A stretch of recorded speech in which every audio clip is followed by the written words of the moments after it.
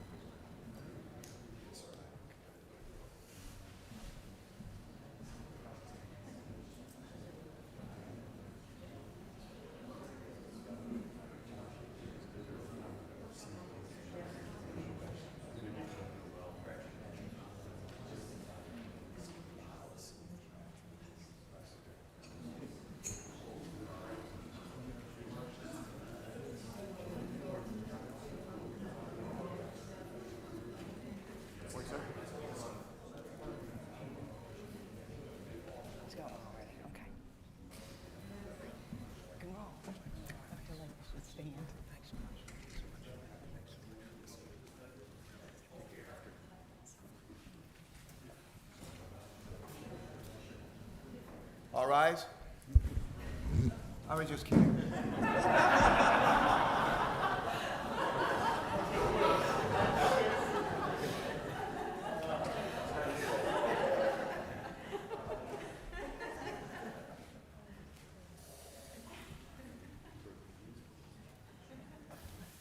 Congresswoman, this is an audience with a sense of humor. Yeah, that's right. Our son Ben, when he was in the third grade, gave advice to his fellow third graders at Brandywine Elementary School, the home of the bumblebees, just north of Newcastle County. And his advice to them was, humor is everything. People say, where did he get that? I'm not sure, but humor is, you can never have too much of it. Even in the midst of all the challenges we face here at home and around the world, there's reason to be optimistic. I like to quote Albert Einstein, who used to say, in adversity lies opportunity. In adversity lies opportunity. Albert Einstein was a professor at Princeton, about halfway between here and New York City. And he used to take the train a lot out of Princeton. And one day he got on the train and he's looking for his ticket, and he looked in his coat, he looked in his pants, he looked in his shirt, he looked in his briefcase. He couldn't find his ticket. And the conductor comes along, and Albert Einstein's pretty anxious, and the conductor said, Dr. Einstein, we know you. We know who you are. We know you ride the train a lot, so don't worry about it. You're okay. And then he walks away, the conductor walks away, starts to go into the next car. And just before he goes in the next car, he looks back into the car, and he sees Dr. Einstein down on his hands and knees, looking for his train ticket. And the conductor rushes back there. He says, Dr. Einstein, don't do this. You ride the train all the time. We know who you are. We know who you are. And Dr. Einstein looked up from his hands and knees and he says, young man, I know who I am too. I just don't know where I'm supposed to go. We're going to talk a little bit about today about where we need to go. Where we need to go. I'm delighted to be joined here by Lisa Blunt, Rochester, who serves our state in so many different capacities. And we're delighted to be joined here by our leadership from the Army Corps of Engineers. I'm a retired Navy captain. I always say when I'm around people in the Army, different uniforms, but the same team. And here in this, I'll just get this off my chest. We love the Army Corps of Engineers. And you and the folks that you lead have helped our state in so many ways, continue to help our state in so many ways, from the Maryland line all the way up to Pennsylvania. And we probably don't say thank you enough. We try to, but thank you for all that you and your folks do for us, do with us.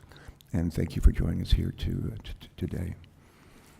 I have about a 2-hour statement that I will open with, and we'll have lunch. It won't seem like 2 hours, but it's a lot shorter, I can assure you. But we bought this gavel, and if I don't use it, my staff will kill me. There you go. And if people nod off, I'm going to use it again. I see her in the audience. We're joined by my former colleague, Mary Landrieu. Senator Mary, stand up. Let's give Mary a nice round of applause. Her husband, Ernest Frank. Mary, like me, is a former state treasurer, and she and I served together, pretty good partners for any number of years in the Senate. And delighted to see both of you here today. The letter C figures prominently in the history of our state. The letter C figures prominently in the history of our state.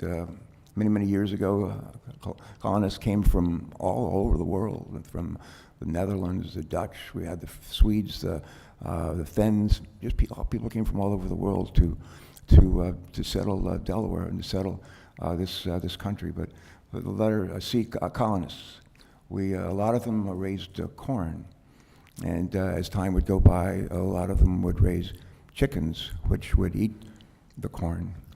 Over 100 years ago, we changed our Constitution, and in order to make Delaware an attractive place for companies to incorporate. And today, I think there are more Fortune 500 companies incorporated in the state of Delaware than any state in the country. So corporations is a big deal.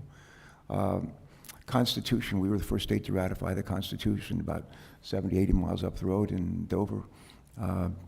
25 white guys gathered at the Golden Fleece Tavern for 2 or 3 days, drank a lot of milk, reviewed the document had been sent down from Philadelphia, and after 3 days of debate, ratified it unanimously. So we became the first state. Cars, there's a time not that long ago where we built more cars. We had a huge plant, as Lisa remembers, as our Lieutenant Governor remembers, a huge plant, Chrysler plant in Newark, and a huge GM plant near Newport, Delaware. And so we built, we're famous for our credit cards. If you have, raise your hands if you have a credit card in your on your body, in your purse. If you have a credit card, there's about a 60% chance that it was issued from a bank in Delaware. And for those of you who don't always promptly pay your fees, thank you. You are forgiven and encouraged. A lot of companies here over the years, and a lot of them are mom and pops, but some of them are pretty big. The DuPont company is just one of those that are really big. We have some of the biggest banks and corporations really around the world, and big companies like AstraZeneca, called Delaware, their American home headquarters. We have also leaders like Carney, John Carney, our governor, like Castle, who is our governor and our congressman, like Carper. And then we have like LBR, Lisa Rochester. Oh yeah, Coons, our center. And we have LBR, no C there. But somebody said to me one time, maybe no C, but a really cool congresswoman. Oh. There you go. Can I get an amen? Can I get an amen? Amen. Here we go. And we have coasts. We have a big coast here for a little state. And we have a lot of five-star beaches. Last time I checked, we had more five-star beaches than any state in America, something we're really proud of. And one of them is named after our Lieutenant Governor, Bethany Hall. Bethany. Nice round of applause, Bethany. And we have a couple of other seas that are more troublesome. And one of those is climate change.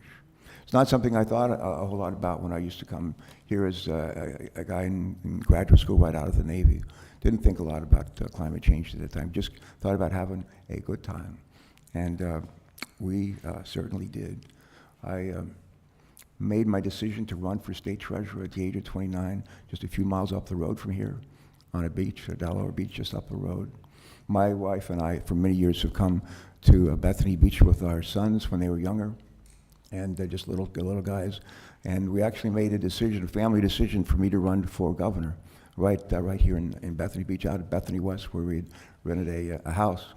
So this place has a special meaning for me and for our family. And the other C I want to mention is the Corps, the Army Corps of Engineers. I'm privileged to serve as a chairman of a committee called Environment and Public Works. We have jurisdiction over roads, highways, bridges, climate change, clean air, clean water, water, drinking water, wastewater, sanitation, flooding, a whole lot. And the Army Corps of Engineers is really a part of our entities that we oversee, and it's really a source of joy, just a source of joy.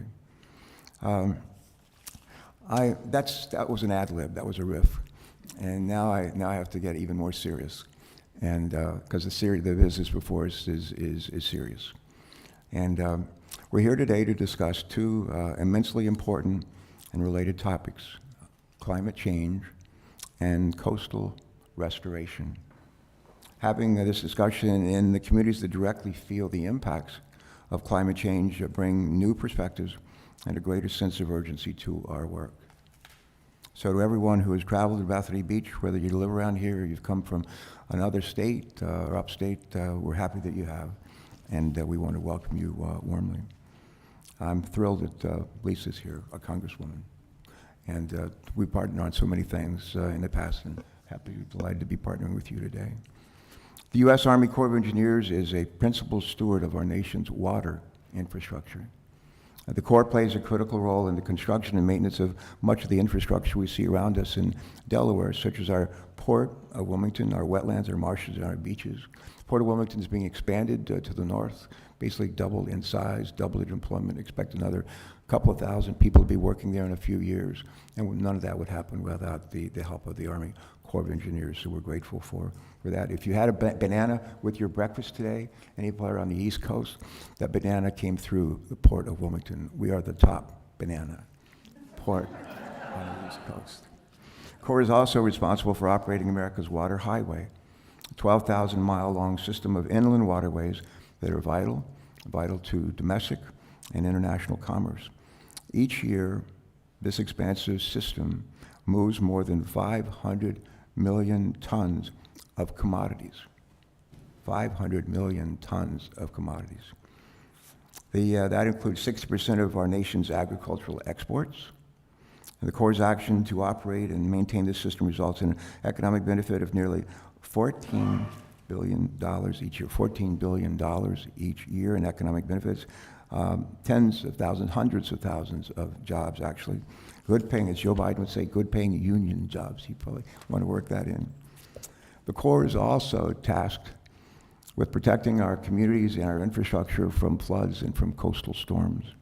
In 2020 alone, these efforts amounted to more than $250 billion in damage prevention and damage reduction. And that's not all. As we've seen in Delaware and across our nation, when these ecosystems are protected by the Corps, communities are protected, and important wildlife habitat is conserved. These restoration activities also drive tourism and ecotourism economies. For example, people travel from all over to enjoy our beaches and observe our beloved horseshoe crabs and our migratory birds. In the United States, more than 128 million people, this is a great stat. In the United States, there are more than 128 million people who live in coastal counties. That represents more than 40% of our nation's population. Get this, if America's coastal counties were their own nation, just imagine all the counties on the coast were their own nation, their gross domestic product would rank third in the world, exceeded only by China and by the U.S. as a whole. Unfortunately, today these population centers, these engines of our economy, face a growing, unrelenting threat from climate change, and many times do not compete well for federal assistance due to antiquated budgeting procedures. Since 1901, global sea levels have risen by nearly 10 inches. Well, that may not sound like much, but it is. And the story gets worse, because in the days to come, the years to come, we're going to witness not just 10 inches of sea level rise, but a whole lot more. A recent report released actually earlier this month by NOAA, not Noah the flood, the Ark, but NOAA, National Oceanographic and Atmospheric Administration. They released a report that got a lot of attention, and it's going to continue to get a lot of attention. And they project, with respect to sea level rises, that it's going to accelerate in the next 30 years unless we intervene. The report explains that the United States will experience a profound increase in the frequency of coastal flooding, even in the absence of storms or heavy rainfall. The signs are clear. We must make our infrastructure both more resilient and more nature-based to withstand our changing climate. And while we simultaneously address the root cause of climate change, too much carbon dioxide in our atmosphere, trapping emissions from all sorts of places, cars, our trucks, our vans, our power plants, our manufacturing facilities. In Delaware, we've demonstrated that we can protect communities and the environment while also growing our economy. It's not a Hobson's choice. We can do both, and we need to do both. But the continued threats from climate change are threatening this balancing act. The same could be said for Louisiana. On any given day, Louisiana loses, get this, a football field size piece of wetlands to the sea every 100 minutes. Think about that. Think about a football field every 100 minutes That piece of land is gone to the sea. If you add that up since 1930, it's an area the size of Delaware. So it's huge, huge. And it's going larger and more quickly. Think about it. These losses will only speed up if we fail to respond and take the action that's called for. The science is clear.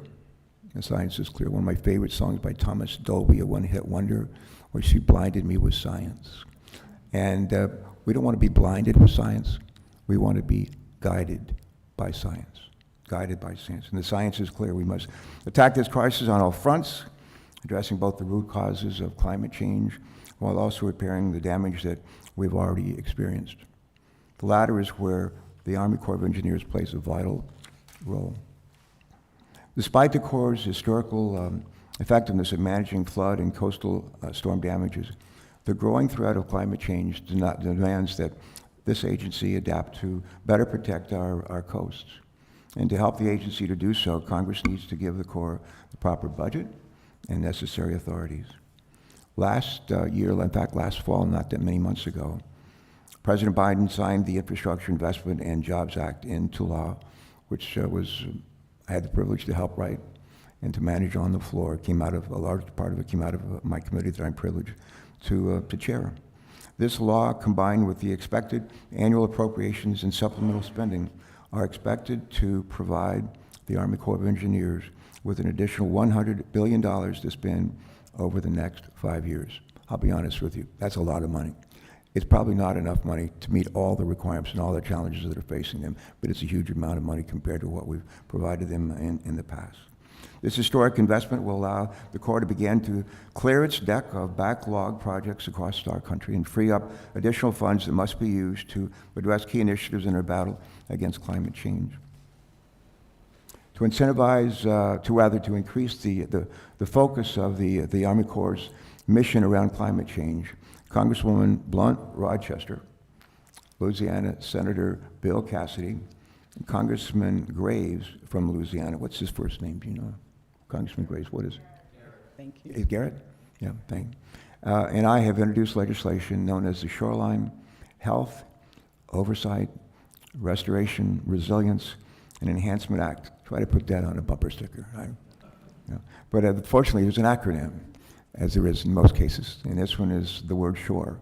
The word SHORE with two R's. I didn't do that well in spelling. So. If enacted, the SHORE Act will empower the Corps to protect our nation's coast from the effect of climate change. And our bill does this by elevating coastal restoration to a primary mission of the agency and promoting the development of sustainable nature-based resilience projects. Our legislation also facilitates the Corps' work with state and local partners in climate mitigation and ecosystem restoration projects. We look forward to discussing the SHORE Act with our colleagues in Congress and working to include it as part of our biannual water infrastructure legislation that the Congress will take up this year. We take up Water Resources Development Act every 2 years, and we pass it with huge bipartisan margins. We'll be hopefully taking that up on the floor later this year, and hope we get the same strong response and support. And part of that, we hope, will be the SHORE legislation that I just talked about. And that leads us to today's hearing. We'll soon hear from a diverse panel of witnesses, wonderful witnesses, including two highly regarded coastal governors, our own governor and governor of Louisiana, senior Army Corps officials and stakeholders who are deeply invested in the health and resiliency of our nation's coasts. And we are grateful to each of you for your presence and really for your leadership. And eager to hear from this panel and others that will follow us as we discuss the critical intersection of climate change with our coasts and the U.S. Army Corps of Engineers. Now a few introductions. First, Major General William Butch Graham, proud Panther graduate of the University of Pittsburgh. He was Army ROTC there. I was Navy ROTC there, not there, but not far away in Ohio State. But he's the current Deputy Commanding General for Civil and emergency operation at headquarters U.S. Army Corps of Engineers. If that sounds like a big job and a big deal, it is. He has a huge job and challenge. There he oversees all the Corps' civil works activities along with the $7 billion annual program and responses to storms and other other natural disasters. His previous Corps assignments included commander of the Corps' North Atlantic Division and Pittsburgh District. He's literally served our nation all over the world, and we're grateful for that and honored by his presence today. General Graham is no stranger to Delaware. He's many times received parking tickets here in Bethany Beach. Never been towed, never been. No, he's not received any parking tickets until today. And I'm sure we can get it written off if you do. The nice thing about this time of the year, there's no parking meters. This is just great. I love it. Love being at the beach in the winter. But anyway, we're grateful for his support and assistance in that of the men and women that he leads. General Graham, you are now recognized to make your statement. Welcome and thank you.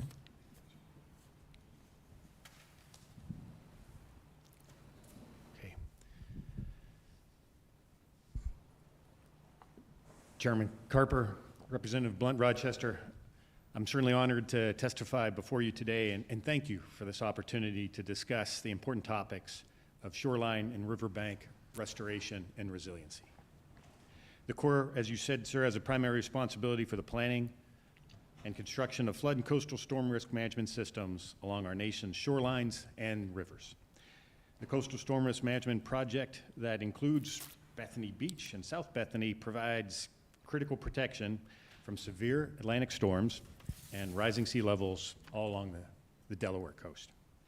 Incorporating natural and nature-based features such as sand-filled beaches and dunes, and certainly appreciate the photographs that the team has assembled in front of us. This project provided vital protection during Hurricane Sandy in October of 2012, as well as during several nor'easters experienced in recent years.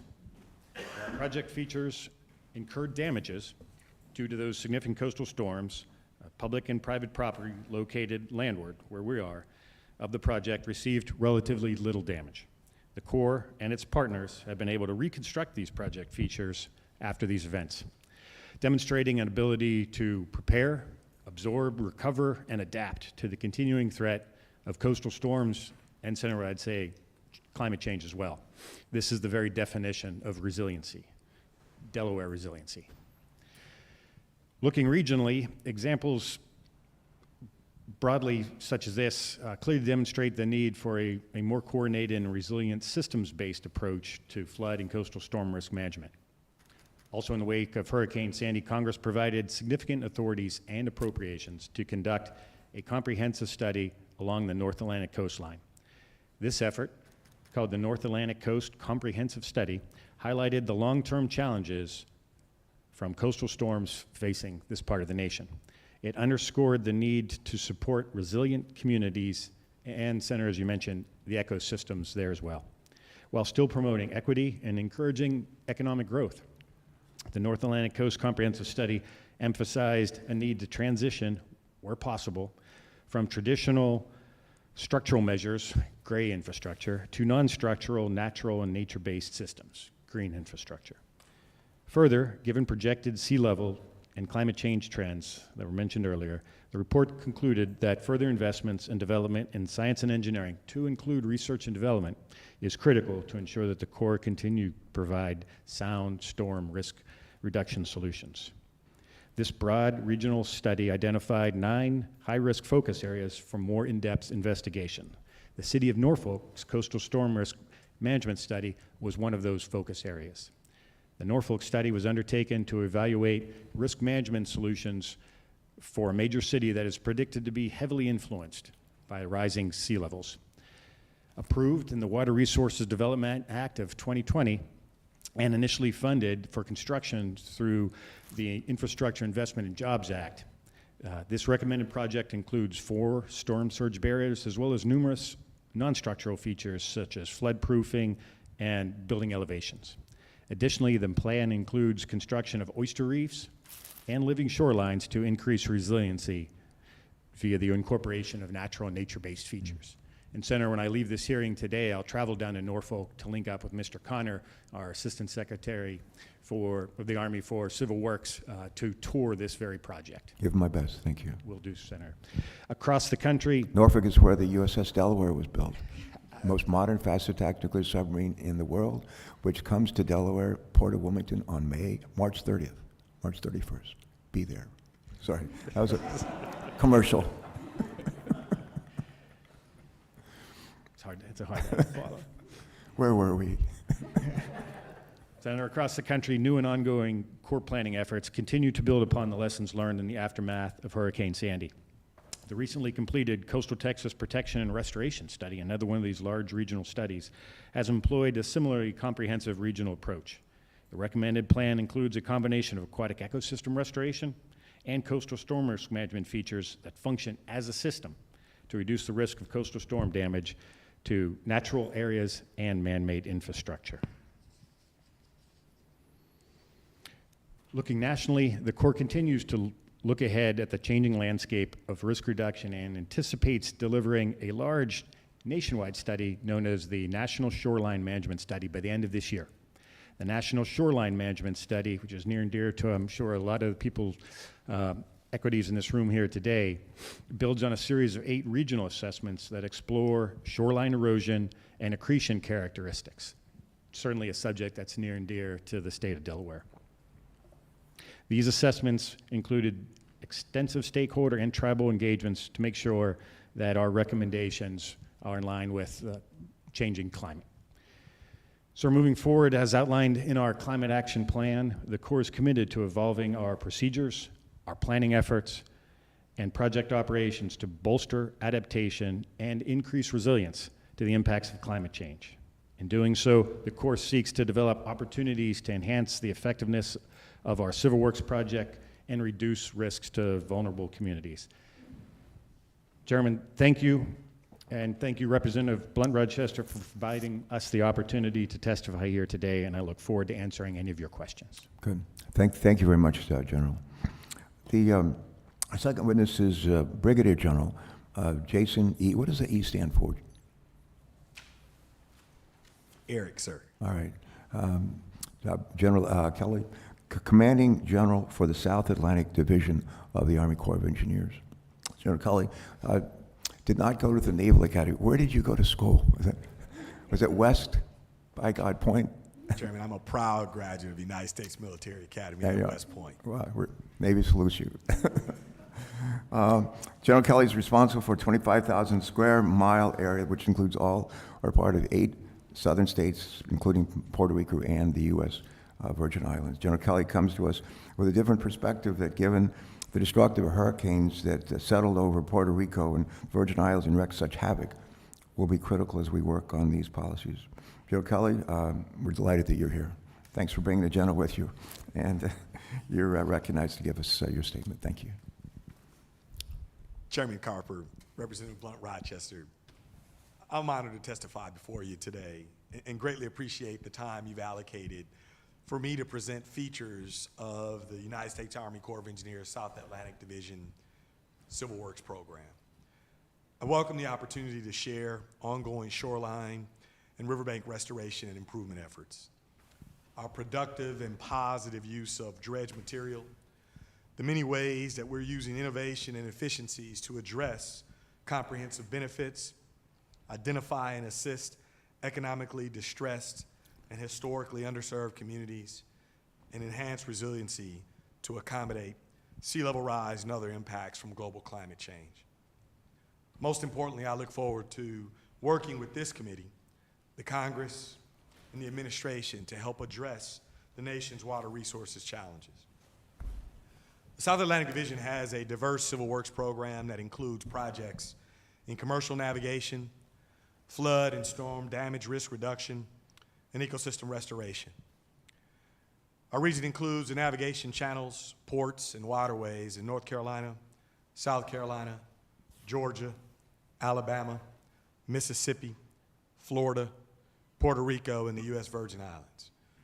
We're responsible for the Enterprise Deep Draft Navigation Center of Expertise and the Everglades Restoration Effort, the largest ecosystem restoration program in the world. I'm especially excited to highlight the South Atlantic Coastal Study, commonly referred to as SACS, the largest coastal risk assessment ever conducted by the Corps of Engineers, covering more than 60,000 miles, 6 states, and 2 territories. This is a mammoth undertaking, a great example of our goal to maximize the use of research and development while promoting community resilience through partnering. It best illustrates our effort to overcome institutional barriers and adapt to climate change to include sea level rise. America's water resources, rivers, wetlands, inland and coastal waterways, and more, support billions of dollars in recreation and commerce, affect public safety, restore much-needed habitat for fish and wildlife, and provide water supply benefits. Army Corps of Engineers decision makers must ascertain the federal interest for competing alternatives and recommend plans worthy of federal investment. In addition to the National Economic Benefits Account, innovative methods of determination are being implemented now to fully capture maximum benefits that may be affected by other accounts, to include regional economic development, environmental quality, and other social effects. Examples in my region of responsibility include the South Atlantic Coastal Study, Selma, the Charleston Peninsula, and the San Juan Metro Flood Risk Management projects. The aforementioned projects are but a sampling, intended to highlight how the South Atlantic Division is addressing comprehensive benefits, identifying and assisting economically disadvantaged and distressed communities, to include rural and tribal communities, and enhancing the resiliency of our shorelines and riverbanks to accommodate sea level rise and other global climate change impacts. As emphasized in Lieutenant General Spellman's testimony to this committee last month, the Corps continues to seek opportunities to identify and document the full spectrum of economic, environmental, and other benefits to the nation. The projects that I've mentioned are all recent examples of this commitment in action. I'm committed to ensuring that the South Atlantic Division will continue to seek innovative ways to identify the most equitable and efficient solutions to our nation's water resources issues in a manner that is of high engineering and economic and environmental quality. Mr. Chairman, this concludes my statement. I appreciate the opportunity to testify today and look forward to answering any questions you may have. Thank you. Yeah, thank you very much. Thank you both for your testimonies. My recollection is that you both have children, is that right? General Graham, what do you have? Boy, girls? Couple of boys, what do you have? Senator, I've got 2 older girls and a younger boy. Okay. General Kelly? Sir, I have 2 boys. Yeah. So, Congresswoman Blunt Rochester, our Lieutenant Governor Bethany Hall Long, and others here, other elected, we've been joined by our governor and the governor of Louisiana. We go to schools a lot. We get invited to all kinds of schools, from kindergarten through up through graduate schools and colleges. And I love going to grade schools, and we'll do assemblies. And I always remember going to this one grade school down here in Sussex County. And I was introduced to speaking in the auditorium. It was the kindergarten all the way back to, I think, 5th grade. And a little girl in the 3rd grade stood up, and she said, after I'd made my remarks, and she said, "What do you do anyway?" And I said, "Well, I'm a United States Senator." And she said, "Well, what do you do?" And I said, "Well, I help make the rules for our country." I asked if they had rules for her school. She said, "Yes." I said, "You have rules for on your bus?" And she said, "Yes." I said, "You have rules at home?" She said, "Yes." I said, "We have rules for our country." And along with 99 other senators, 435 U.S. representatives and the president, we help make the rules for the country. A little boy sitting next to her said, "What else do you do?" And I responded, "We help people. We help people in all different kinds of ways." And as parents yourselves, if you're in a school in Delaware or some other place, and maybe a 3rd or 4th grader stood up and said, "What do you do at the Army Corps of Engineers?" General Gam, how would you explain it so that that child might be able to understand the importance of what you do? Senator, we help people too. We help communities like we're standing in here today. And that's why the 34,000 men and women who make up the Army Corps of Engineers have joined us. because they value this work. They love delivering for the state of Delaware. Certainly the Philadelphia district that supports the state is absolutely committed to that. So Senator, I think the way I would answer that is similar fashion. We help people. Good. I could barely see General Kelly's lips move when you gave that answer. So, so I think you two are in harmony. Okay. All right. General Graham, you have previously testified that the Corps accounts for climate change when it formulates a project, and that's true. But it's clear that the Corps only formulates projects to address coastal and river storm surge and not the other impacts of climate change, such as extreme rainfall and sea level rise. In places like Delaware and Louisiana, the Corps' failure to account for a full range of climate impacts excludes a good number of projects from consideration and severely disadvantages the state. Here's my question. How can the provisions of this legislation I described earlier, the SHORE Act, how can the provisions of that legislation help the Army Corps of Engineers better address the impacts of climate change as you design projects to work on? Go ahead, please.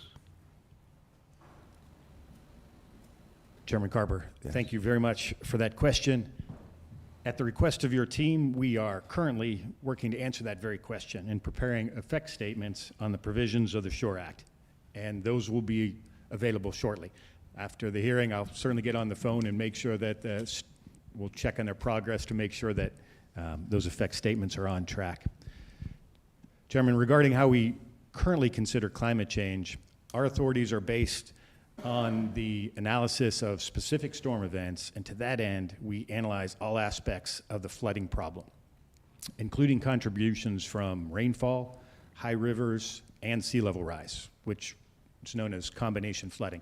And certainly to the testimony that you're going to receive after us, the folks coming up from Louisiana, combination flooding with the Mississippi River, the Gulf, and hurricanes rolling in off the Gulf, they are at ground zero for that combination flooding. We are, in the Corps of Engineers, consistently updating, innovating, and improving our engineering processes, our key modeling, and the research and development that underpins all of that engineering. All right, thank you. Thanks very much. Maybe a quick follow-up. How should the Army Corps and the Office of Management and Budget alter their budgeting process so that the Corps can better plan for and execute projects designed to address a broader range of climate change impacts? Again, Chairman, thank you for that question. General Kelly touched on this earlier, and we've been working together for many, many years. But the Corps strives always to maximize the benefits to help people. Our job is to provide Mr. Connor, the Assistant Secretary of the Army for Civil Works, with our best technical recommendation. Now, Mr. R.D. James, who was the previous Assistant Secretary of the Army for Civil Works, he provided, about 2 years ago, the Corps guidance to use all four of the principles, requirements, and guidelines benefit categories that General Kelly spoke to earlier: the national economic development benefits, the regional economic development benefits, the environmental benefits, and the other societal benefits. Mm-hmm. We hadn't been allowed to use those all in the past. Mr. James allowed us to use those, and Mr. Connor has told us that he supports that decision, and he's going to provide us refined guidance in the future. Good. So that's what our teams are currently working on, to be able to provide all of those benefits. Thank you. Another question I have for General Graham, relating to climate change in project formulation. As you know, the new NOAA, National Oceanographic and Atmospheric Administration, sea level rise report just came out on February 15th, not even 2 weeks ago. This report paints a very sobering picture for our country, really for the world, but for our country at large about the needs to address climate change. But it also has real implication for coastal communities like this community right now. As our Congresswoman, as our Lieutenant Governor knows, Governor knows, Delaware is the lowest lying state in the country. Our state is sinking, and the seas around us are rising. If that doesn't get our attention, something is wrong. But here's my question. The report of NOAA on sea level rise really underlines the need to address climate change, but it also has real implications for coastal communities like right now. and technical assistance provided to my staff for during the drafting of both this shore legislation I keep talking about, and the coming Water Resources Development Act, which we hope to fold the Shore Act into the larger piece of legislation later this spring. We're told that when the report is final, the Corps will, this is a quote, consider an update to technical guidance and, if appropriate, update those documents. Given the Corps was a co-author of the report, what are the next steps for the agency in the process of incorporating the findings and updated sea level projections into project design and implementation? I'll just say to our witnesses know this. If you go back 30, 40, 50, maybe 60, 70 years, look at sea level rise. It's maybe 8, 9, 10 inches over close to a century. That's going to continue. That's the bad news. The really bad news is it's going to continue a lot faster. And the question is, are we fast enough on our feet to get ready for it and turn it around before it's too late? All right, General Graham, go ahead. Chairman Carper, that is the question. It's not if the sea level behind us is going to rise, it's when. And we've been incorporating for decades various sea level rise scenarios that address that very question. Not if, but when. And we will take a look at the specific geographical area, and we'll look at 3 scenarios, a high, medium, and low. And it's not, again, Chairman, when the sea level is going to rise. Oh, sorry, it's not if the sea level is going to rise, it's when. In General Kelly's area, we're expecting 1 to 2 feet. In the Gulf region, certainly 2 feet. In this region, about 1 foot to 18 inches is what we're expecting, as the NOAA report said, over the next 50 to 60 years. And Chairman, as you said, that's accelerating. So you have our absolute commitment that we are going to ensure that our guiding engineering doctrine incorporates that in real time. All right. I'm going to turn now, General Colley, to a question or two for you, if I could, on the scope of feasibility studies. As the leader of the South Atlantic Division, you currently oversee a number of studies and projects for communities in the Southeast, I think in Puerto Rico also, that are at risk from climate change. In the Corps' study of the Charleston Peninsula in Southern Carolina and South Carolina, the initial project recommendations by the Corps raised significant public concerns, as you know. Public felt that there were several shortcomings in the Corps' decision-making, including an over-reliance on constructed project elements. Also, the exclusion of economically disadvantaged communities from the project benefit area, and a failure to identify holistic solutions that would address flood risk other than storm surge. Here's my question. What are the key lessons you learned from the Charleston Peninsula study process? And are there provisions in the Shore Act, this legislation I keep talking about, that will help future studies avoid the problems you've encountered?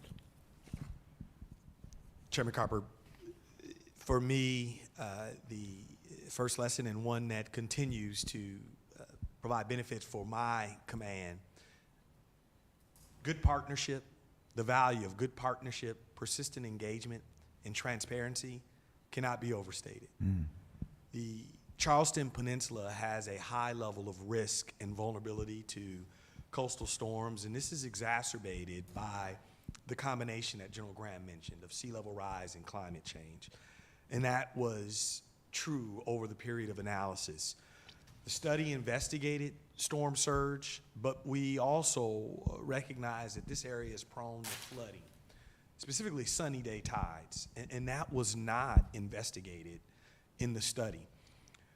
The recommended plan has a robust benefit to cost ratio, 11 to 1, and it will reduce risk posed by coastal storm surge and also enhance the city of Charleston's ability to quickly recover from storm surge disruptions.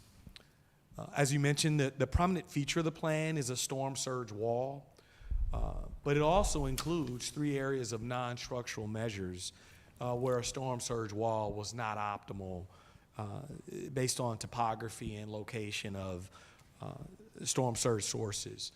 2 particular areas that I call out is the Rosemont and Bridgewater Village, both economically disadvantaged communities within the study area. The non-structural measures recommended in these communities include floodproofing and structural elevation raises. When I think about the lesson learned and the persistent engagement, the study team engaged with residents and business owners during the planning process through a series of outreach meetings. And based on this feedback, we recognize the need to migrate from an environmental assessment to an environmental impact statement to make sure that we disclose the potentially damaging environmental, cultural, and visual impacts of the project. This EIS is underway, and it will include a more detailed mitigation plan and a more robust environmental justice analysis. The Corps is currently preparing the effect statements, as General Graham mentioned, for the specific Shore Act, but I support a holistic process for flood risk management and full consideration of environmental justice for disadvantaged communities, without doubt. That's encouraging. Thank you very much. One last question, and I'm going to turn to our Congresswoman and then bring out our next panel. General Graham, with respect to improving outreach and improving partnering. At the Water Resources Development Oversight hearing that our committee held in Washington last month, General Spellman acknowledged that the Corps has a consistency problem when it comes to district outreach and partnering activities with local project stakeholders. Apparently, some districts reach out to communities within their areas of responsibility proactively, and they do it often, as you know. While other districts largely leave communities in the dark to fend for themselves when it comes to identifying the opportunities that the Corps programs provide. We've experienced this at times in Delaware, and I believe we are on a path to resolving this problem here. Question, would you please share a few of the details about the Corps' new partnering guidelines and playbook, and explain how this new guidance will help the Army Corps of Engineers be a better partner in the future? Chairman Carper, again, thank you for that question. So the Corps doesn't do anything on its own, as we witnessed here in the state of Delaware.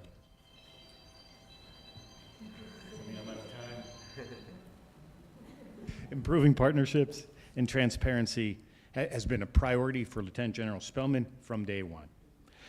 Our updated partnership guidance are focused on creating and maintaining sound partnerships to enable the safe delivery of quality projects that are on time and within budget.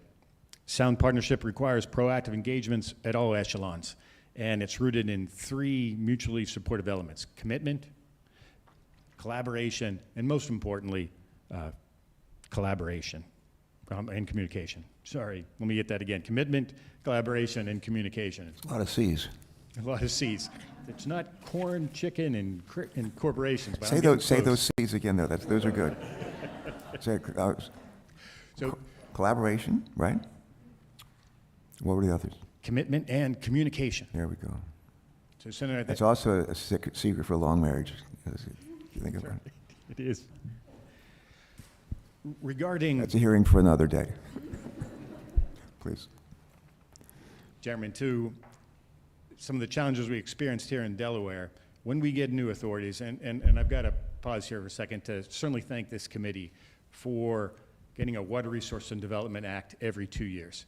That allows my team to get good at taking those new authorities and putting those to work for the American people, getting implementation guidance to General Kelly so that we can put those to work.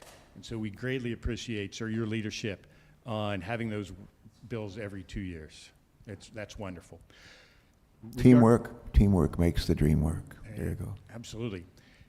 The challenge we've got is I've got to help the divisions and the districts take those new authorities and put them to practice. And that was probably my failing here in Delaware, is that I didn't help out the Philadelphia district fast enough to understand some of these new authorities and bring up some of the expertise. General Kelly has an amazing team down in Mobile that had that expertise, and it was my failings for being too slow to connect General Kelly's expertise to the need here with the Philadelphia district to support Delaware. So, Senator, that's my commitment, is to do a better job at making those connections. Well, you have atoned for your sins, and we're going to go forward and do great work here together. Thanks so much. Okay, Congresswoman, you're now recognized for the next hour. Or Thank maybe you, not quite Senator. as long. I think it's 5 minutes, but Oh, okay. I'll take an hour. First of all, I want to thank you, Mr. Chairman, for your leadership. We know that here in Delaware, this is not new for you. These are not new issues for you, and we want to thank you for walking the walk and not just talking the talk, and also for allowing us to participate in today's field hearing. You can go ahead and take the full hour. And I also want to thank all of our witnesses for your testimony. And as the chairman was saying, all of our C's of chickens and cards and chemicals, I don't know if you said chemicals, but chemicals, all of the different C's. I see the mayor shaking his head on that one. I also want to highlight another C, which is strong communities. And really, one of the reasons we're here today and even doing this field hearing where we're doing it is because we have strong communities in Delaware that have spoken up about the needs and sounded the alarm about the sense of urgency for our economy, for our environment, and also for our quality of life. And so I want to thank all of the community members, the mayors, the town councils, everyone who is participating today, our lieutenant governor and governor, because we are a strong community. I'm also honored to participate in this important hearing and am proud to have introduced H.R. 6705, the Bipartisan Shore Act, which look, I almost called you governor, kind of harken back. Governor Carney looked up very quickly, which the chairman has already shared with you is the Shoreline Health, Oversight, Restoration, Resilience, and Enhancement Act. Along with my colleague, Representative Graves, I think it's important to note that this bill, this legislation, is bicameral, meaning in the House and the Senate, which means it has a great chance of passing, and it's bipartisan. And I also think that's important to note, particularly in this moment where people feel we can't problem solve, and we're coming together to find common ground to problem solve for our coastlines, our riverbanks, and our shorelines. And so I want to thank you for your leadership. And the goal of this legislation is simple. It's to address the ongoing flooding crisis that our coastal communities and riverbank communities continue to face. And if I were asked what the Army Corps, what would I say to a fifth grader? I would say they're problem solvers. They help us to problem solve and help us to really attack these issues. I want to thank you again, Senator Carper, and also Senator Cassidy for your leadership. And I will have my first question. And my first question is to General Kelly.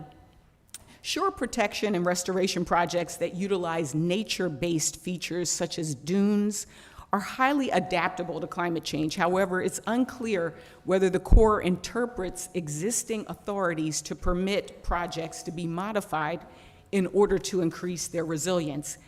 Having assumed command of the South Atlantic Division in 2020, you have firsthand knowledge of the Jacksonville District's efforts to modify federally authorized shore protection projects for enhanced resilience. I have a three-part question for you. You might want to take a note. How has the Jacksonville District worked to enhance the resiliency of federally authorized shore protection projects? Were there legal hurdles? That's number two. And are there authorities needed that could support rebuilding or repairing coastal projects at a higher level of resilience? Representative Blunt Rochester, thank you so much for that question. I get excited about such things because innovative and efficient approaches to incorporate dunes in our existing projects is something we're working hard to do. We had some challenges in the Jacksonville District. We had a renourishment effort program for over a dozen projects, but only constructed one.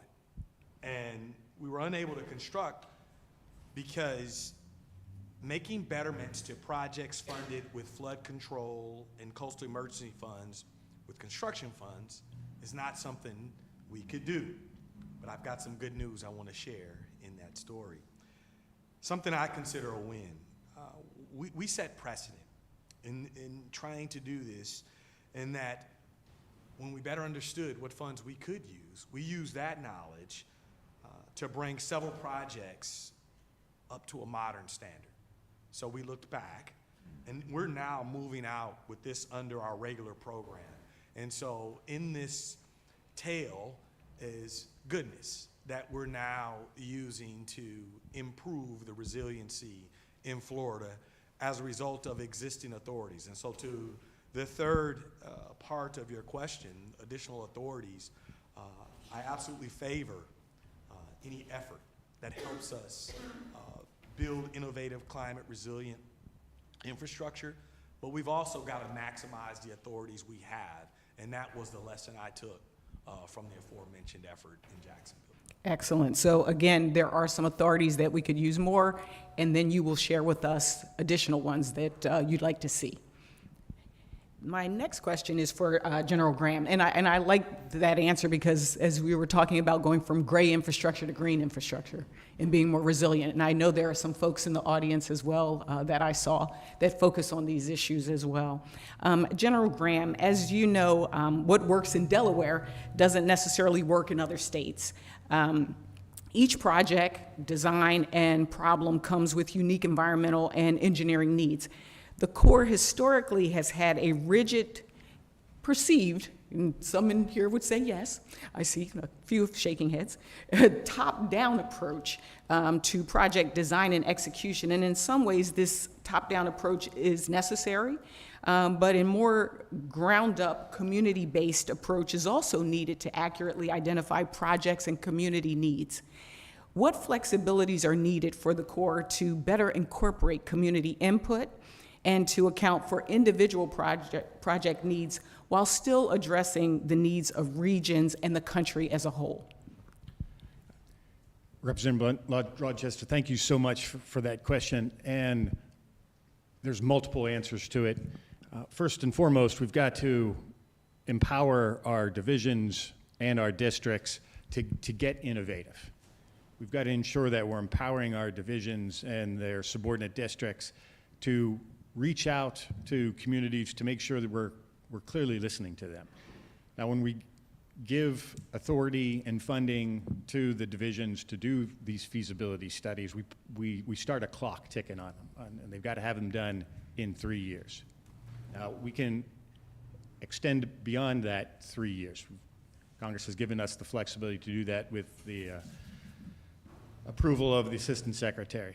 So we want to work rapidly to find solutions to those problems, Representative, as you mentioned, but we also have to be mindful that sometimes reaching consensus with the communities who we're partnering with might take a little bit more time.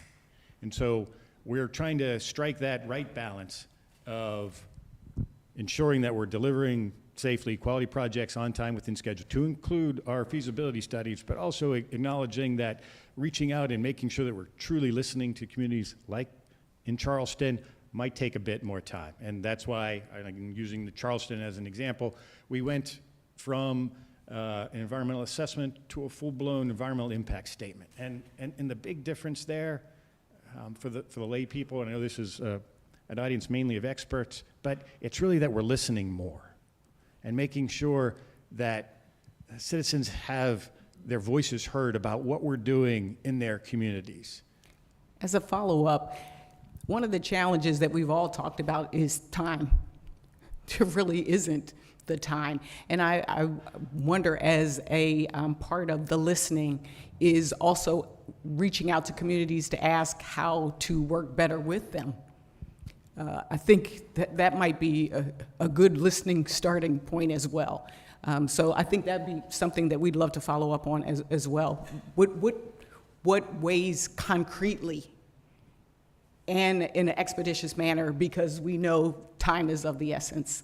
My next question is to you, General Kelly. As you know, climate change is exacerbating coastal flooding across the country, but the coastlines of the United States and territories also face unique regional challenges. The Corps completed the North Atlantic Coastal Comprehensive Study, in 2015, and you are in the process of finalizing the report, as was mentioned, for the South Atlantic coastal study. How do coastal protection and restoration challenges facing communities in the Northeast and in the Southeast of the continental United States compare? Representative Blunt Rochester, having been a commander in the North Atlantic Division under General Graham's charge, I'm very familiar with that effort. I was the commander in Norfolk. So much of the work that is now underway that General Graham and Mr. Connor will see, I was the commander when that commenced. Very familiar with the challenges in the Northeast, at least the southern boundary, I guess if you use by our watershed in Norfolk, but now in the Southeast. I'd like to compare the North Atlantic Coastal Study with the South Atlantic Coastal Study that's underway now using that knowledge. Both studies seek understanding. Both studies address coastal storm, flood risk to vulnerable populations, property, ecosystems, and infrastructure. I think that's the same in the Northeast and in the Southeast. Perhaps the biggest difference when I think about the North Atlantic Coastal Study and where we are with the South Atlantic Coastal Study is the North Atlantic Coastal Study was on the heels of Sandy. And though we had Irma and Maria in the territories, U.S. Virgin Islands and Puerto Rico, we have an opportunity to take that understanding that's not unique to the North or the South and apply it here in the continental United States. The other thing that I offer between the two studies, and as I use that as my attempt to compare and contrast, what we're doing different with the South Atlantic Coastal Study now is the tools are available. The coastal hazard system, we're sharing and able to make decisions. So whatever differences there may be, we're apprised, we're alive and aware, and we're communicating that to our partners. So I think some of the communication that you asked us to do in a more aggressive way earlier, this particular effort is going to help us do that, and I think we'll reap benefits from it. Great, thank you. Mr. Chairman, I am under my hour allotted time, and I yield back. Thanks so much. Thanks for your wonderful stewardship in the state of Delaware in so many ways, and for being here today and for providing your leadership in the House of Representatives. As a member of the Energy and Commerce Committee, there's a bunch of committees in the House. The committee that everybody wants to be on is the Energy and Commerce Committee. Not everybody can serve on it. She does, which is a good thing for Delaware, and I think a very good thing for our country. So, all righty.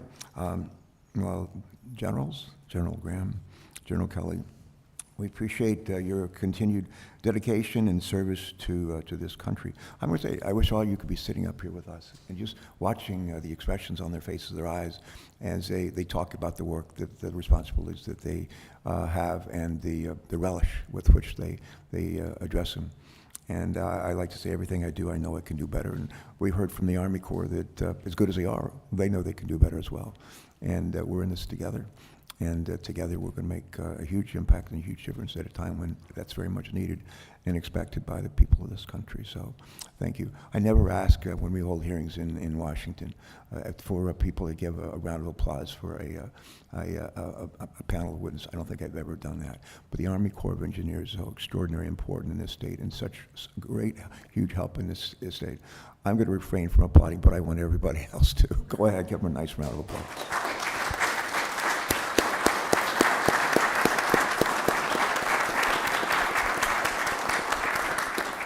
All right, that's enough.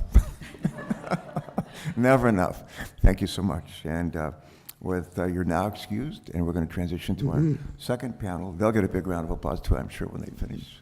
And we're delighted to welcome our second panel of witnesses, which consists of 4 unique voices in the coastal community. This includes 2 sitting governors, a mayor, and the director of a nonprofit dedicated to coastal state issues. If y'all would come up and join us, that would be great.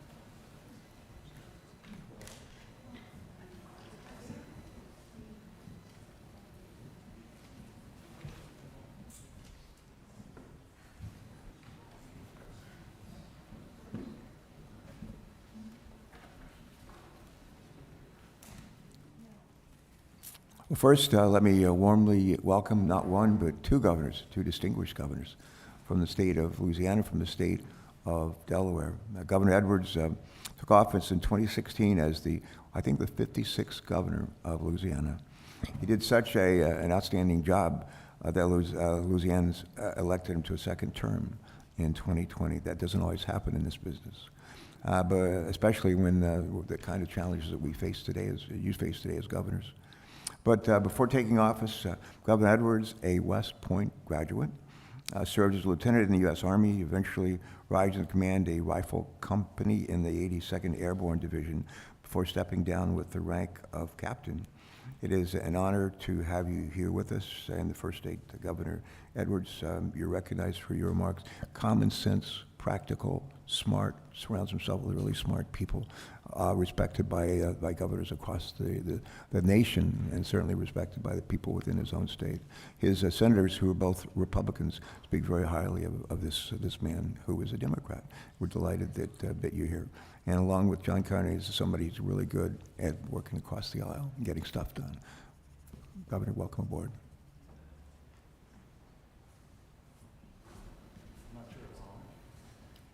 Can you, somebody just... I am now. I think I am now. There we go, okay. Thank you, Senator Carper. Representative Blunt Rochester, it's great to be here with you all this morning. I appreciate the opportunity to be here with my friend, Governor Carney, as well. I think your committee's focus on restoring shorelines and riverbanks to address climate change is very important. It resonates with me as we strive in Louisiana to save our coast from what is a land loss crisis. Additionally, I'm grateful that you and your colleagues passed a disaster supplemental to help us recover from Hurricanes Ida and Laura and Delta, as well as bipartisan infrastructure law. This funding has given us a historic opportunity to make significant progress for our coast, and we thank you very much. In Louisiana, we obviously depend upon a very close relationship with the Army Corps of Engineers. Our economy, our environment rely upon their success in achieving their mission to promote navigation, provide flood control, and restore aquatic ecosystems. Coastal and riverine areas show the need to manage for all three independent objectives as impacts related to climate change become increasingly apparent and severe.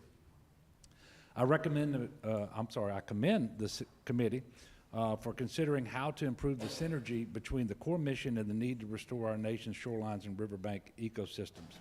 I endorse the heightened focus on these coastal issues and encourage the Corps to elevate its commitment to coastal protection and restoration. As you may know, Louisiana was built largely by the movement of the Mississippi River as it spread out the collected soils from across the drainage basin that now covers 31 states and 2 Canadian provinces. Yet that river no longer sustains our coastal landscape. Since 1930, Louisiana, as you noted, Mr. Chairman, Louisiana's lost 2,000 square miles of coastal wetlands, and as you also noted, that is about the size of Delaware. The loss began following the Great Flood of 1927, when Congress charged the Corps with ensuring navigation and providing flood control. The Corps succeeded, but interventions such as levees unfortunately keep the Mississippi River sediment trapped until it spills into the Gulf of Mexico, and so it no longer provides land-sustaining benefit to the coast. It doesn't replace that sediment and nourish our coastline. And as a result, we continue to lose a football field every 100 minutes. If it weren't for recent hurricanes, however, our state was poised to start building more land than we were losing for the first time since 1930. But just in Hurricane Ida, we lost 106 square miles of land. Now, some of that will naturally regenerate, but it still will be a net loss at the end of the day.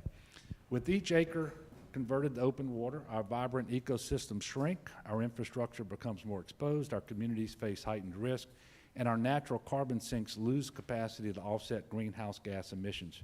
Every day, the importance of restoring our coastal and riverine ecosystems becomes more evident. Coastal land loss is an immediate existential threat to our state, and climate change will only intensify the impact. While sediment starvation and subsidence have been major drivers of historic land loss, sea level rise from climate change will become a dominant cause of our coastal wetland loss in the near future, magnified by more frequent and more intense storms. For decades, coastal land loss was a slow-moving catastrophe that was left unaddressed. It took the devastating hurricane season of 2005, you'll always remember Hurricanes Katrina and Rita, to galvanize our state into action. We created the Coastal Protection Restoration Authority, call it the CPRA, to be the single entity in the state charged with integrating hurricane protection and coastal wetland restoration. We recognize that protecting communities and coastal ecosystems do go hand in hand, and strategic planning is foundational. CPRA develops with significant input from the public and stakeholders a science-based coastal master plan every 6 years, and each update has been adopted by our state legislature with unanimous support. That master plan calls for coastal protection and restoration projects over 50 years at a projected investment of $50 billion. And I am proud to say that we are now committing over $1 billion each year to improve our coast. Reconnecting the Mississippi River in order to harness the sustaining land-building power of its sediment is a cornerstone principle of the Coastal Master Plan, and I'm also happy to say that we're making great progress. CPRA is in the final year of federal permitting for the $2 billion Mid-Barataria Sediment Diversion Project that would reconnect the Mississippi River to the Barataria Bay Estuary, which has the highest rates of land loss in South Louisiana. This project is a critical component in our continued recovery from the Deepwater Horizon oil spill also. The state has entered the federal permitting process for a similar project on the east bank of the Mississippi River, the Mid-Breton Sediment Diversion Project. And these projects have been supported by 3 consecutive presidential administrations through the permitting process. However, even with that support, getting to the decision point has been a real challenge. One way this committee could help would be to encourage federal agencies such as the Corps, EPA, and the Council on Environmental Quality to ensure timely decision-making. Simply put, we're in a race against time, and we can't afford unnecessary delays. The projects are designed to improve the overall environment, and the sooner they are constructed, the sooner our coastal communities can experience their benefits. After Hurricane Katrina, Louisiana greatly benefited from the federal investments in the Hurricane Risk Reduction System, also known as HISRIS, and we want to thank you all for the very generous help that you provided to our state. It provides hurricane protection and resiliency to the greater New Orleans area. And your committee heard how valuable the investment proved to be after Hurricane Ida made landfall this past August as one of the strongest storms to ever strike Louisiana.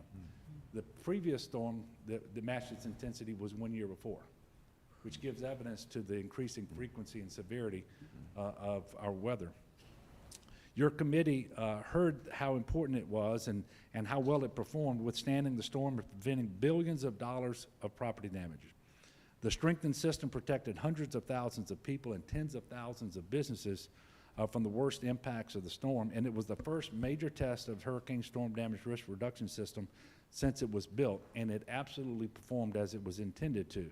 And I'm very proud that General Spellman testified to this committee that a key element of the success of that system during Hurricane Ida was the presence of a number of restoration projects that had been constructed by the state and by local government.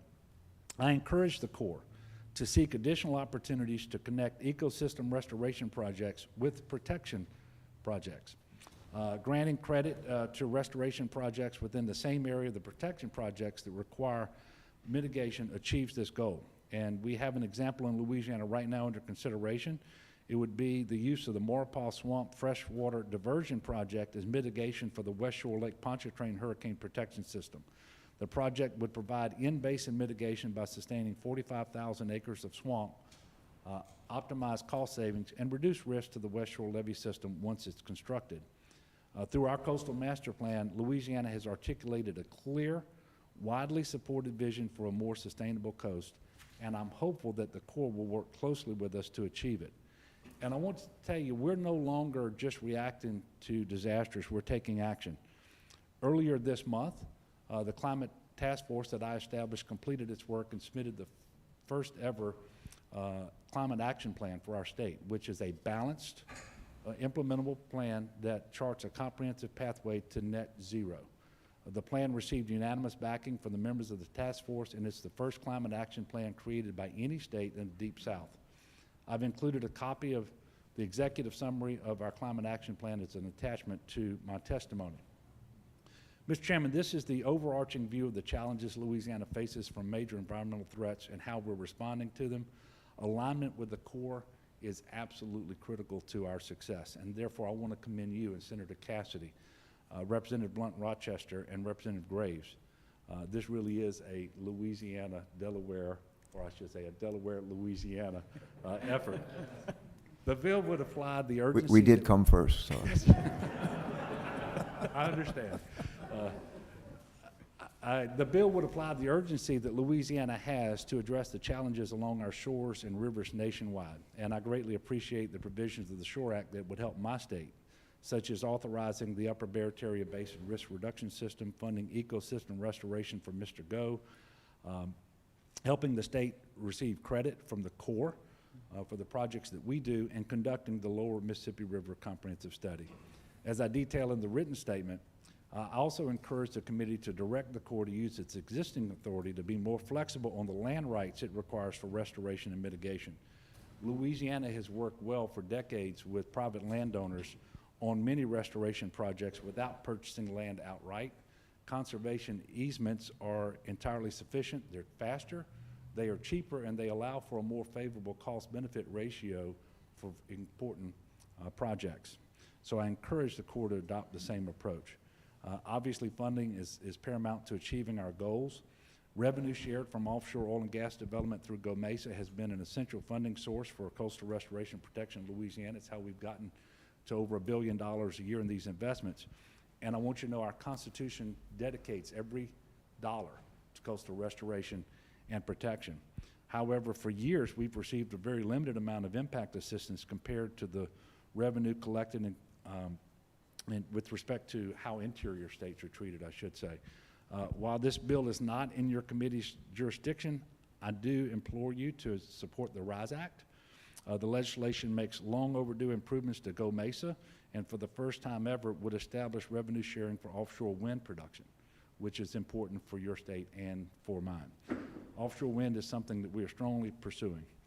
Mr. Chairman, we've developed an ecosystem restoration program that is as comprehensive and forward-thinking as any other such plan in the world.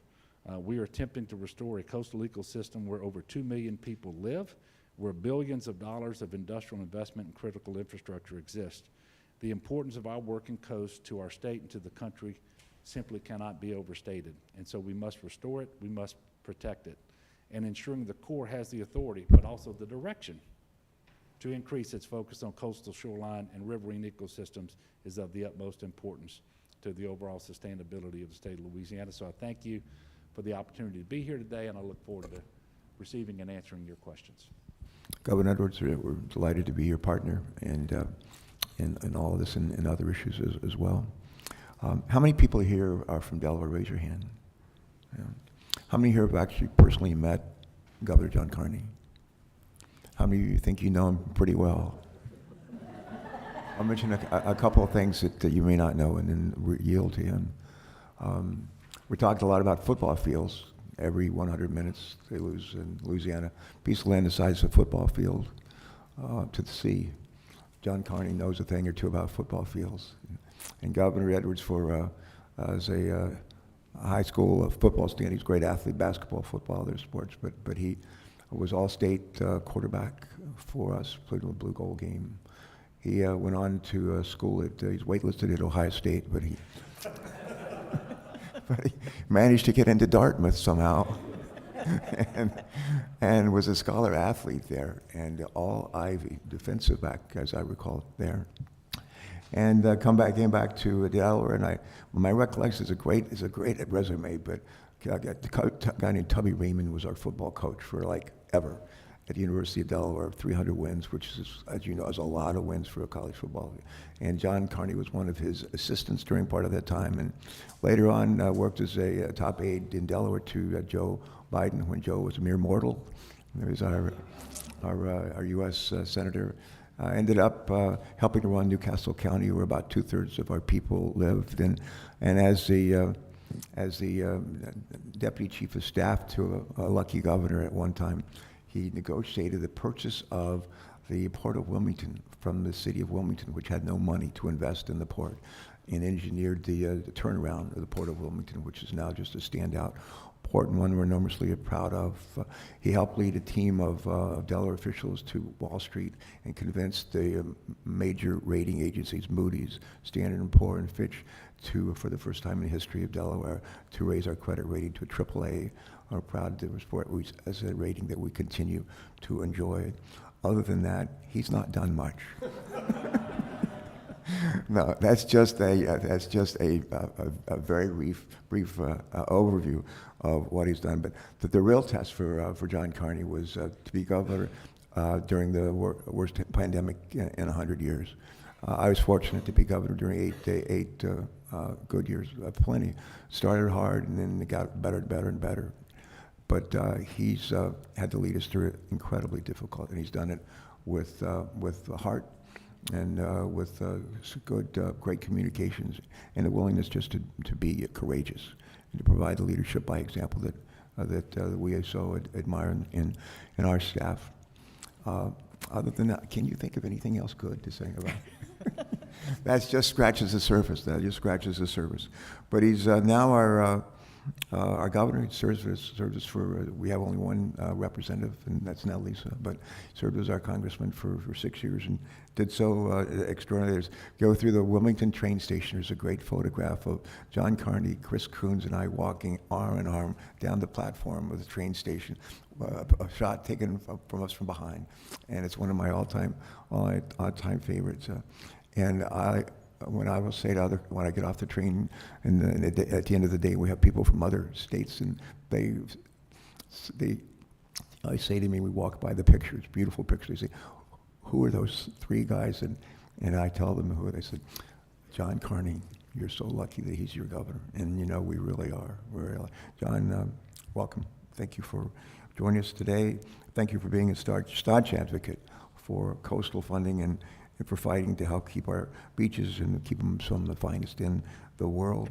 And you're recognized for your opening statement. Thank you. Thank you very much, Senator Carper. I almost called you Governor Carper there. When somebody mentioned that earlier, I was ready to say, "You want to be governor again? You can have it." Thanks for that introduction. It reminds me of something my brother-in-law says, which is the older we get, the better we used to be. And I think in my case, people, it's been so long, people don't remember, so they can't verify the facts there. I've had a great example in leadership with you, Mr. Chairman, and I appreciate everything that you've done for me in my public service. And I'm delighted to be John Connor's oftentimes referred to as one of the two finest governors we've ever had.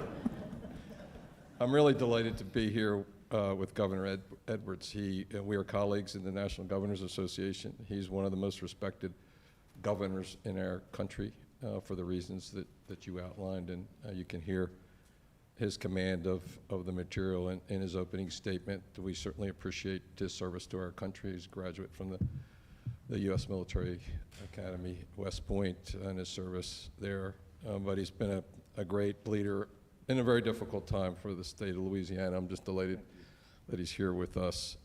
I'm also happy to be here with so many of the elected officials that are our partners. We're going to hear from the mayor here at Slaughter Beach. I missed the tour yesterday. I apologize for that, but they are clearly our partners in all of this work. I couldn't recognize most of them because they had masks on, but I did see Mayor Becker across from me, and is a great partner in Lewis. Last year, the Department of Natural Resources and Environmental Control launched Delaware's Climate Action Plan. Governor, we heard about Louisiana's Climate Action Plan, and I would recommend this to every Delawarean. It's got great information. It's really an easy read. It sets the technical standards right at the top. It was the result of a long process involving residents, businesses, and technical experts. Madam Congresswoman, to your point about community engagement. This roadmap shows how Delaware can prepare for climate change and must prepare for climate change in the decades ahead by reducing two main objectives: reducing carbon emissions and focusing on coastal resilience, which is what this hearing is about in your legislation. In 2017, Delaware joined the U.S. Climate Alliance with many other states and local governments, committing to reduce our carbon emissions by at least 26% by 2025 over 2005 levels. We're not there yet, but we're making progress. Right now, the estimate is that we're between 18 and 19% reduction, so we do have some work to do there. We're here today, though, to talk about the impacts of sea level rise caused by climate change. Delaware has already experienced over 1 foot of sea level rise at the Lewis tidal gauge since 1900, so over the last century, a foot of sea rise there in Lewis. By mid-century, sea levels are projected to rise another 9 to 23 inches, and by the next century, up to an additional 5 feet. This threatens our Atlantic beaches and bay communities, neighborhoods, businesses, and for the residents of those communities, importantly, it threatens their way of life. Delaware, as has been mentioned, is our country's lowest lying state. Governor, you probably thought you were the lowest lying state, and I guess in some areas you're below sea level, best I could tell. Here in Sussex County, tourism employs 17,000 people and contributes $213 million in state and local taxes. These might not sound like big numbers to our friends in larger states, including in Louisiana, but those are big numbers for the state of Delaware with just under 1 million residents. During COVID-19, we've made decisions with the understanding that you need to have a healthy community to have a healthy economy. You got to strike a balance there. It's also true that you need to have a healthy environment to have a healthy economy. One, and particularly in this case, affects the other. To that end, we're grateful, extremely grateful for the investments in infrastructure that are coming to Delaware through the bipartisan infrastructure bill that both of you were part of passing, championed by you and by the president. And I know it achieves exactly what President Biden intended, which was a bipartisan piece of legislation that enables us to build back better. And I think those words hit the nail on the head when it comes to climate change, because these investments will give us the opportunity to build back better by embedding climate resiliency in all infrastructure projects and focus on reducing carbon emissions. This will help us meet those goals for carbon emission reductions by 2025. Because it includes a $17 million investment, which is a big number in Delaware, to expand Delaware's electric vehicle charging network. And this is a critical investment as we move towards more to electric vehicle transportation in our state. And it's critical to us meeting those carbon emission. Congresswoman Blunt Rochester mentioned the idea of nature-based features in resilience projects, and we know of one. We have an active one right now in Prime Hook Wildlife Refuge, which is a federal-owned assets, and they've restored the dunes which were destroyed by a number of northeast storms over the last 10 or more years. They've restored those dunes, with the expectation that they will let Mother Nature run its course in the years ahead, as opposed to continuing to restore the dunes on a kind of regular basis as the storms come through. You can see the effect there more dramatically, I think, than anywhere, because the parking lot that used to be at the edge of the beach is now 20 yards out into the bay. And that's really what the kinds of effects that we're talking about here in our state. The ocean and bay beaches are part of Delaware's history. The Delaware Bay was a lifeline and resource during the early colonial period. It fueled transportation and a maritime economy that ultimately supported the foundation of our state. Today, we're approaching a new normal under climate change. Storms, hurricanes, and other weather events are more prevalent. We're seeing so-called 100-year floods every few years instead of once in a lifetime, it seems. When I took the oath of office to become Delaware's 74th governor, I pledged not only to uphold our Constitution, but to, and I quote, respect the right of future generations to share the rich historic and natural heritage of our state. Both of you have taken that pledge before. We live in a beautiful state, and we should take care to preserve that heritage as we pledge to do. That includes upholding the goals laid out in our Climate Action Plan, incorporating the action plan's objectives into the resources provided by the federal bipartisan infrastructure bill, and we will do that.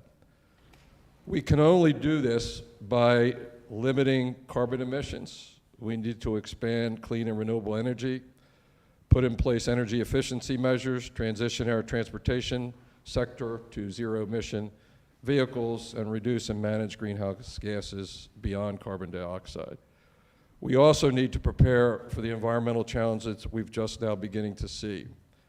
Resiliency efforts like improving real-time data collection of coastal flooding and providing training, tools, and technical assistance on climate change impacts may sound simple, but they're critical for us to be prepared and to act. Let me end by thanking both of you for your leadership for our great state.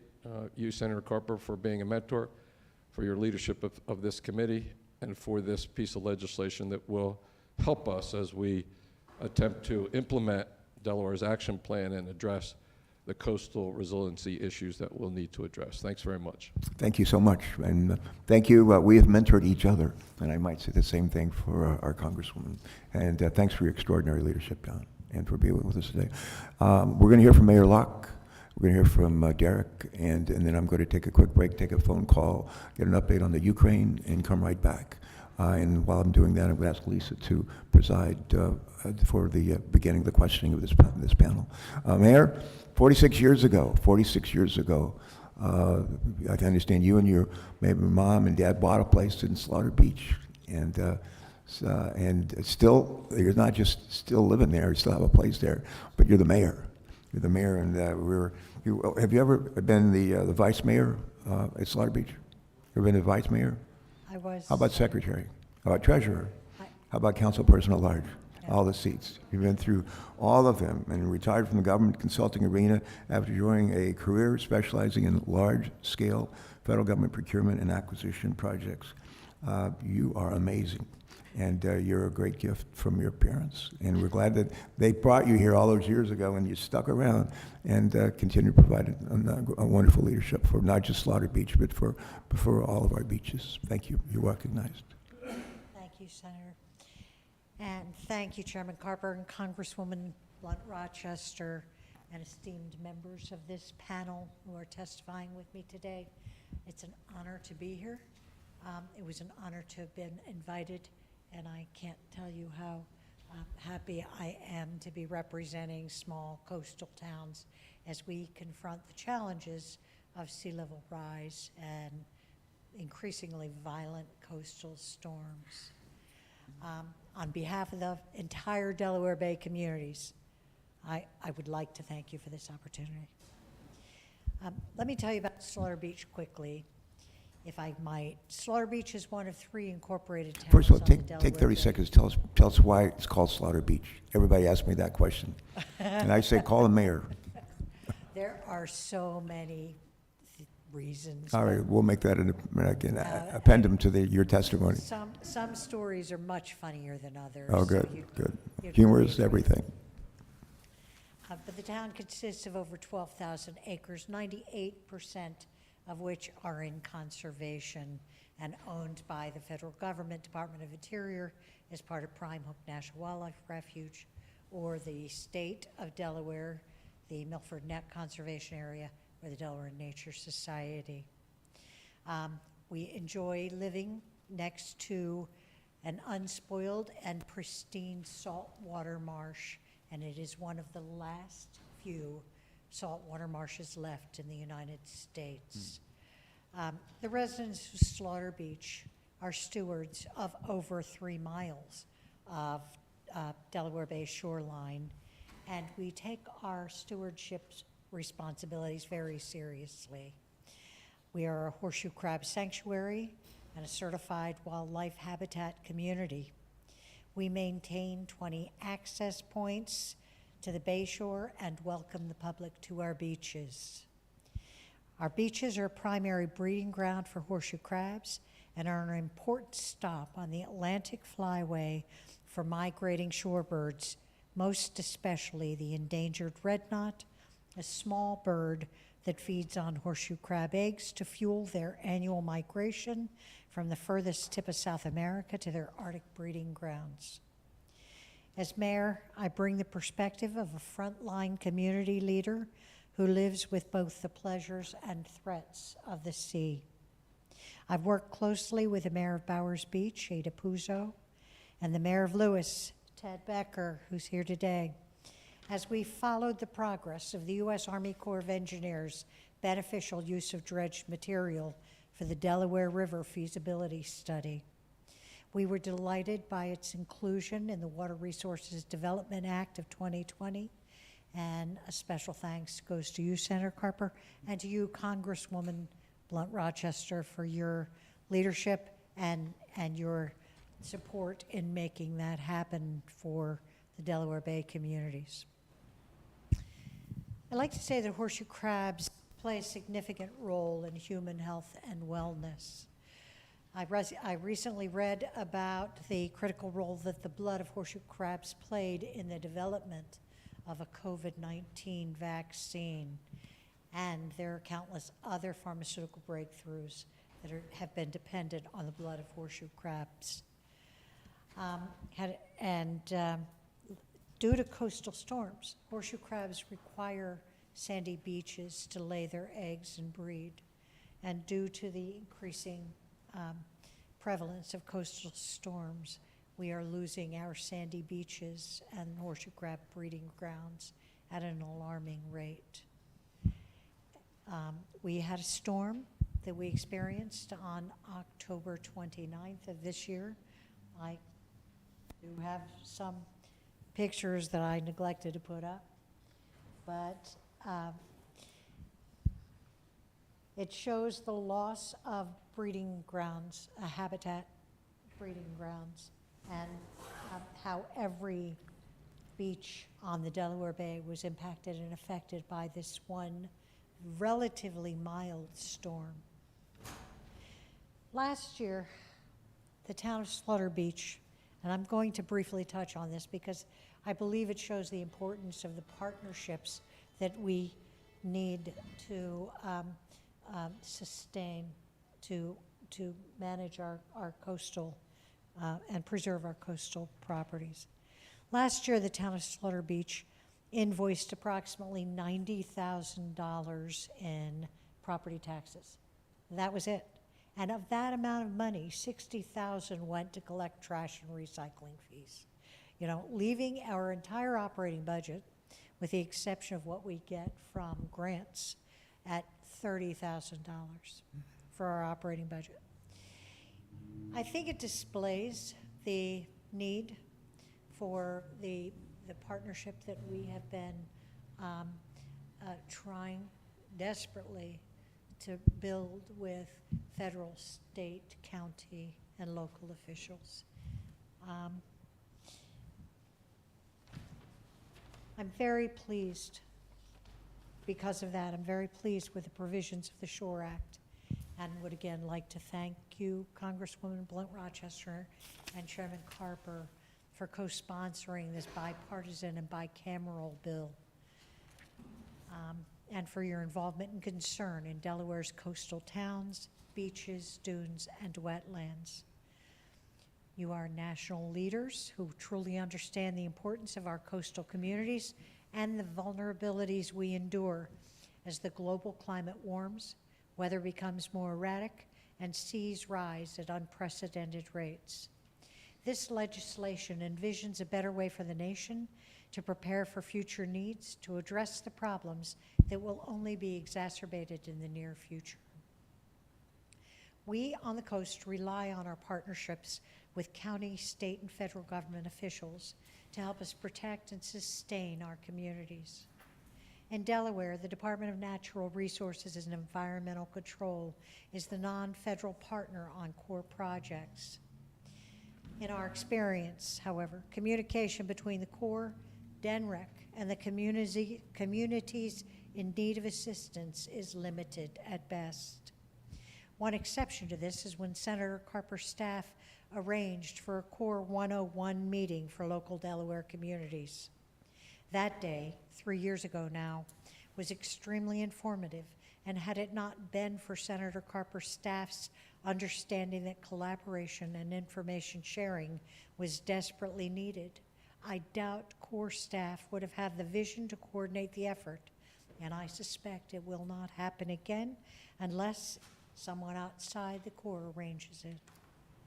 This needs to change. I implore Corps and DENREC leadership to strengthen communication channels and see the world through the lens of local elected officials. We usually have little or no knowledge of how the Corps functions or the regulatory constraints that it must operate under.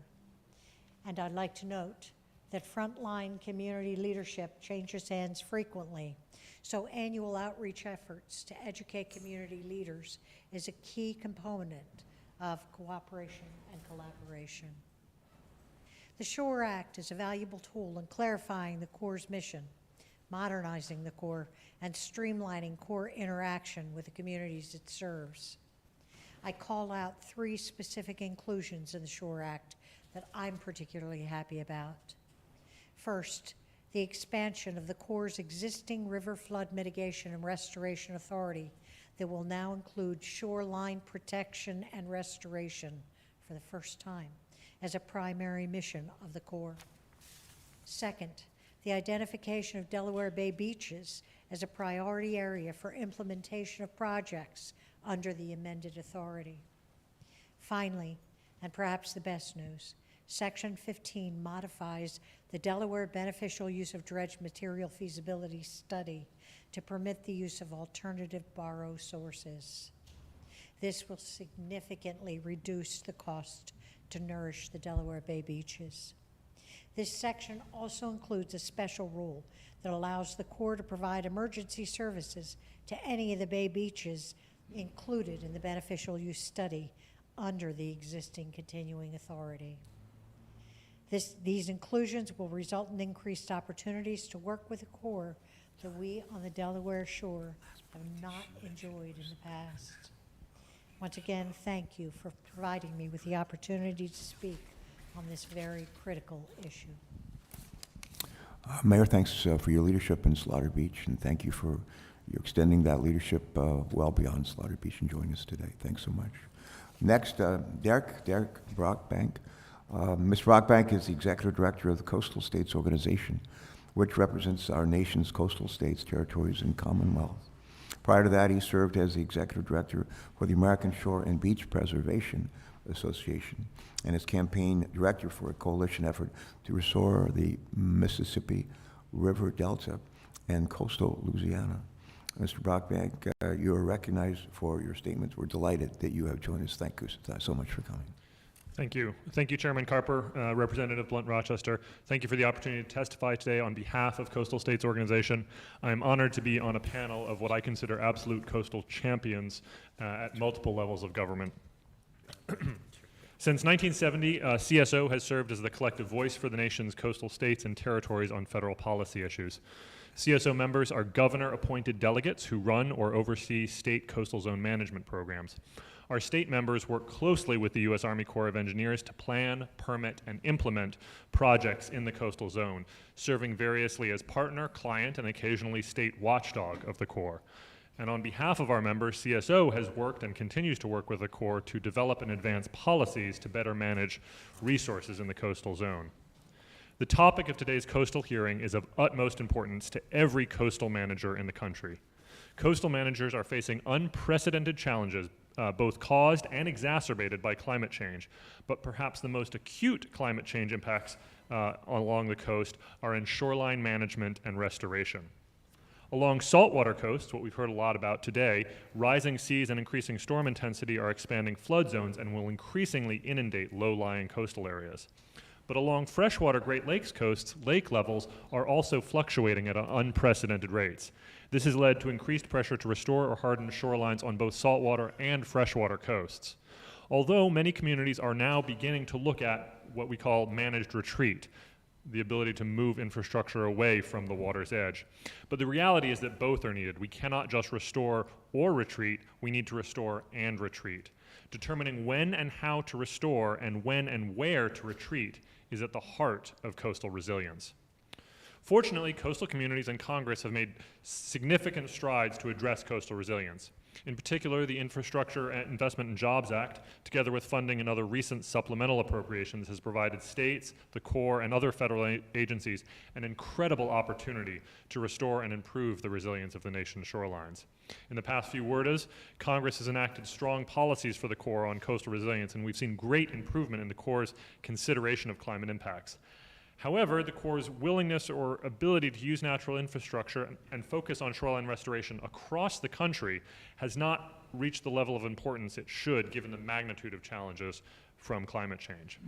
Therefore, CSO is very pleased to support the SHORE Act, which significantly improves the Corps' ability to address coastal restoration and resilience by elevating shoreline and riverbank protection and restoration to a primary mission of the Corps. In many coastal regions, restoring a shoreline can serve many purposes in a community. Integrated beach, dune, and back bay wetland systems that use natural and nature-based features can help a community adapt to increasing flood risks, improve ecological value, and can provide economic stability. This balanced approach to shoreline restoration and management might not fit neatly into any of the Corps' current mission areas, but is essential to a functioning and resilient coast in an era of climate change. CSO believes making shoreline restoration a primary mission area of the Corps will help develop these multi-use projects. Additionally, the SHORE Act gives local project sponsors increased flexibility to account for climate change in the design and construction of coastal projects, and changes project funding structures to support coastal communities, with special consideration of economically disadvantaged communities. And while CSO strongly supports the SHORE Act, we would encourage the committee to do even more to get the Corps to prepare coastal communities for climate impacts, including planning on longer time horizons and reforming the Corps' benefit-cost ratio process. The Corps should recognize that although their coastal projects, are often built for 50-year authorizations, local sponsors' expectations are that these projects last significantly longer than 50 years. However, given a rapidly changing climate, coastal projects are facing vastly different considerations than when they were originally authorized. The Corps should plan and develop transition pathways for existing projects that are reaching their expiration, and develop coastal adaptation projects for 50 to 200-year projections for sea level rise and, if possible, lake level change. Finally, the current BCR analysis is keeping the Corps stuck in 20th century thinking. Thrilled to hear some of the progress that's being made, the testimony from Colonel Kelly about how that BCR is changing, but the reality of the coast is that it's multi-use. Resilient coastlines have ecological benefits, social cohesion benefits, public health benefits, even benefits of racial justice.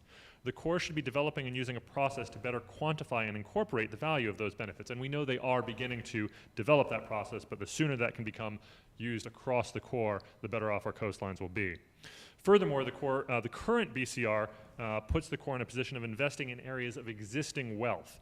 Congress has begun to direct the Corps to consider how to build resilient coastal infrastructure for economically disadvantaged communities, but this should go beyond pilot projects and reduce cost share for historically marginalized communities that have borne the brunt of poor coastal planning and decision making.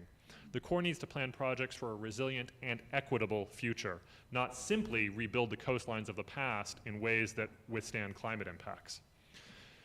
However, reevaluating the Corps BCR must start with a long overdue implementation of the PRNG, as we heard from the previous panel, and until we see what the Corps is recommending to themselves for greater inclusion of benefits through the PRNG, it's hard to make specific recommendations for how Congress can direct the Corps. I appreciate this opportunity to testify on behalf of CSO before the committee on this critically important topic. Just to reiterate, Congress can make an important step by passing the SHORE Act as part of WRDA 2022. We would also encourage Congress to consider other studies and policies that would help direct the Corps to improve the nation's coastal resilience, to provide oversight and guidance to the Corps in improving the BCR, and ensuring that project decisions are based on forward-thinking values that consider our future climate and principles of equity and justice. We look forward to working with the committee, all of Congress, and the Army Corps on these and other important coastal issues. Thank you for the testimony. We look forward to continuing to work with you and the folks that you lead. I'm going to run to get a quick update on the Ukraine. I'll be back in just a few minutes. In the meantime, I leave you in very good hands, our Congresswoman. Thank you, Mr. Chairman, and thank you all for your thoughtful and thorough testimonies.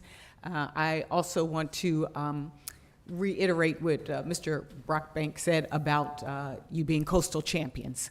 I think your testimonies really showed that. And also thank you so much for the focus and inclusion on all communities across our country. My first question is for Governor Edwards. Again, thank you so much for joining us today.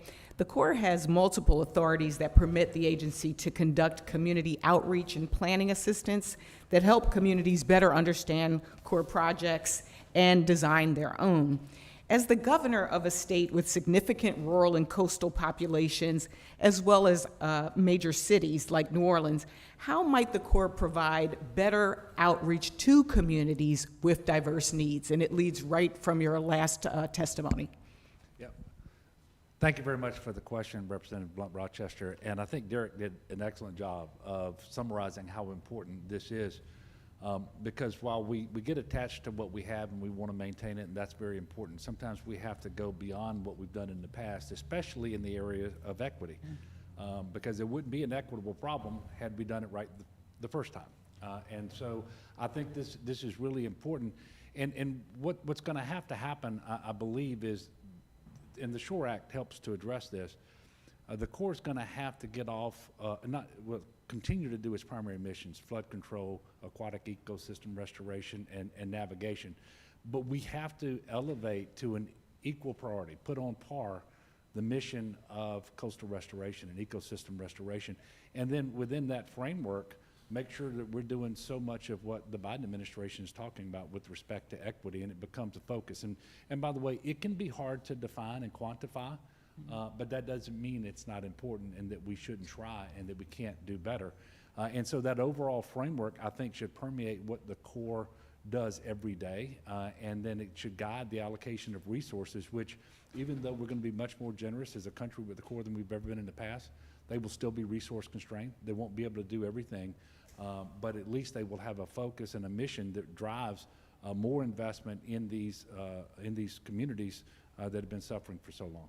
Thank you so much. And as you mentioned, I mean, one of the core functions of this Corps Act is to include that fourth mission for the Corps of restoration and protection of our coastlines as well as our riverbanks. And I think as you specifically kind of tying it back, the reason why I think we have gotten the broad-based support is because we are looking at these things that intersect with different populations. As the mayor mentioned, Slaughter Beach for the Corps might seem like a very small population, and so it becomes disadvantaged in a way from maybe larger places. And so that's why this focus and looking at cost benefit in a different way is really important for this moment.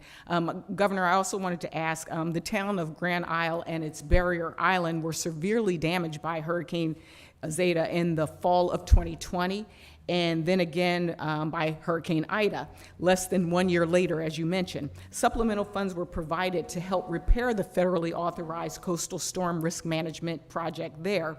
Given that climate change process poses a compounding threat to communities like Grand Isle, should the Corps be authorized to rebuild coastal storm risk management projects to a more resilient and sustainable level when addressing post-disaster repairs? Why or why not? I think I know the answer. Just asking. Yes, ma'am. For the record. Yes, ma'am. For the record, the answer is yes. They obviously need to be able to do that. It really gets back to the Build Back Better. If we know that the storms that we are currently experiencing are absolutely obliterating what we have built before, then continuing to rebuild to that standard is just foolish, because it's not going to provide protection. It's not a good use of the funding.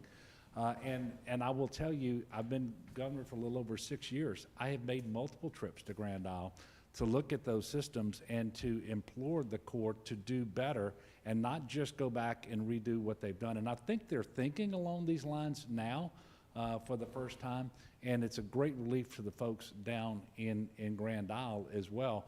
But still a lot of work to be done there. And Ida just slammed Grand Isle. We have people who in their 80s, and they've been through hurricanes forever. This is the first time they ever left the island for a hurricane, and when they came back, they saw devastation that they had never seen before. And so it's very important that we improve the protection system there and make that island more resilient. Yes, ma'am. Thank you. And Madam Mayor, Mayor Locke, thank you for your leadership.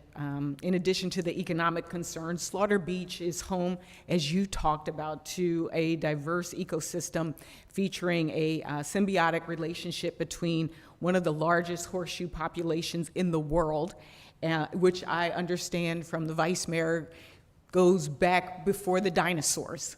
I mean, and people here are shaking their heads as well. And it relies on horseshoe crab eggs as a food source. How important is a healthy shoreline for the continued survival of the local horseshoe crab population, and by extension, the threatened red knot and other migratory birds? Well, certainly, Congresswoman, it is a critical component of health and longevity and the continued sustainability of horseshoe crabs. They lay their eggs on sandy beaches. If you were at Slaughter Beach yesterday, we were able to see some of them on our beaches. These are clumsy, it's a clumsy species that crawls ashore.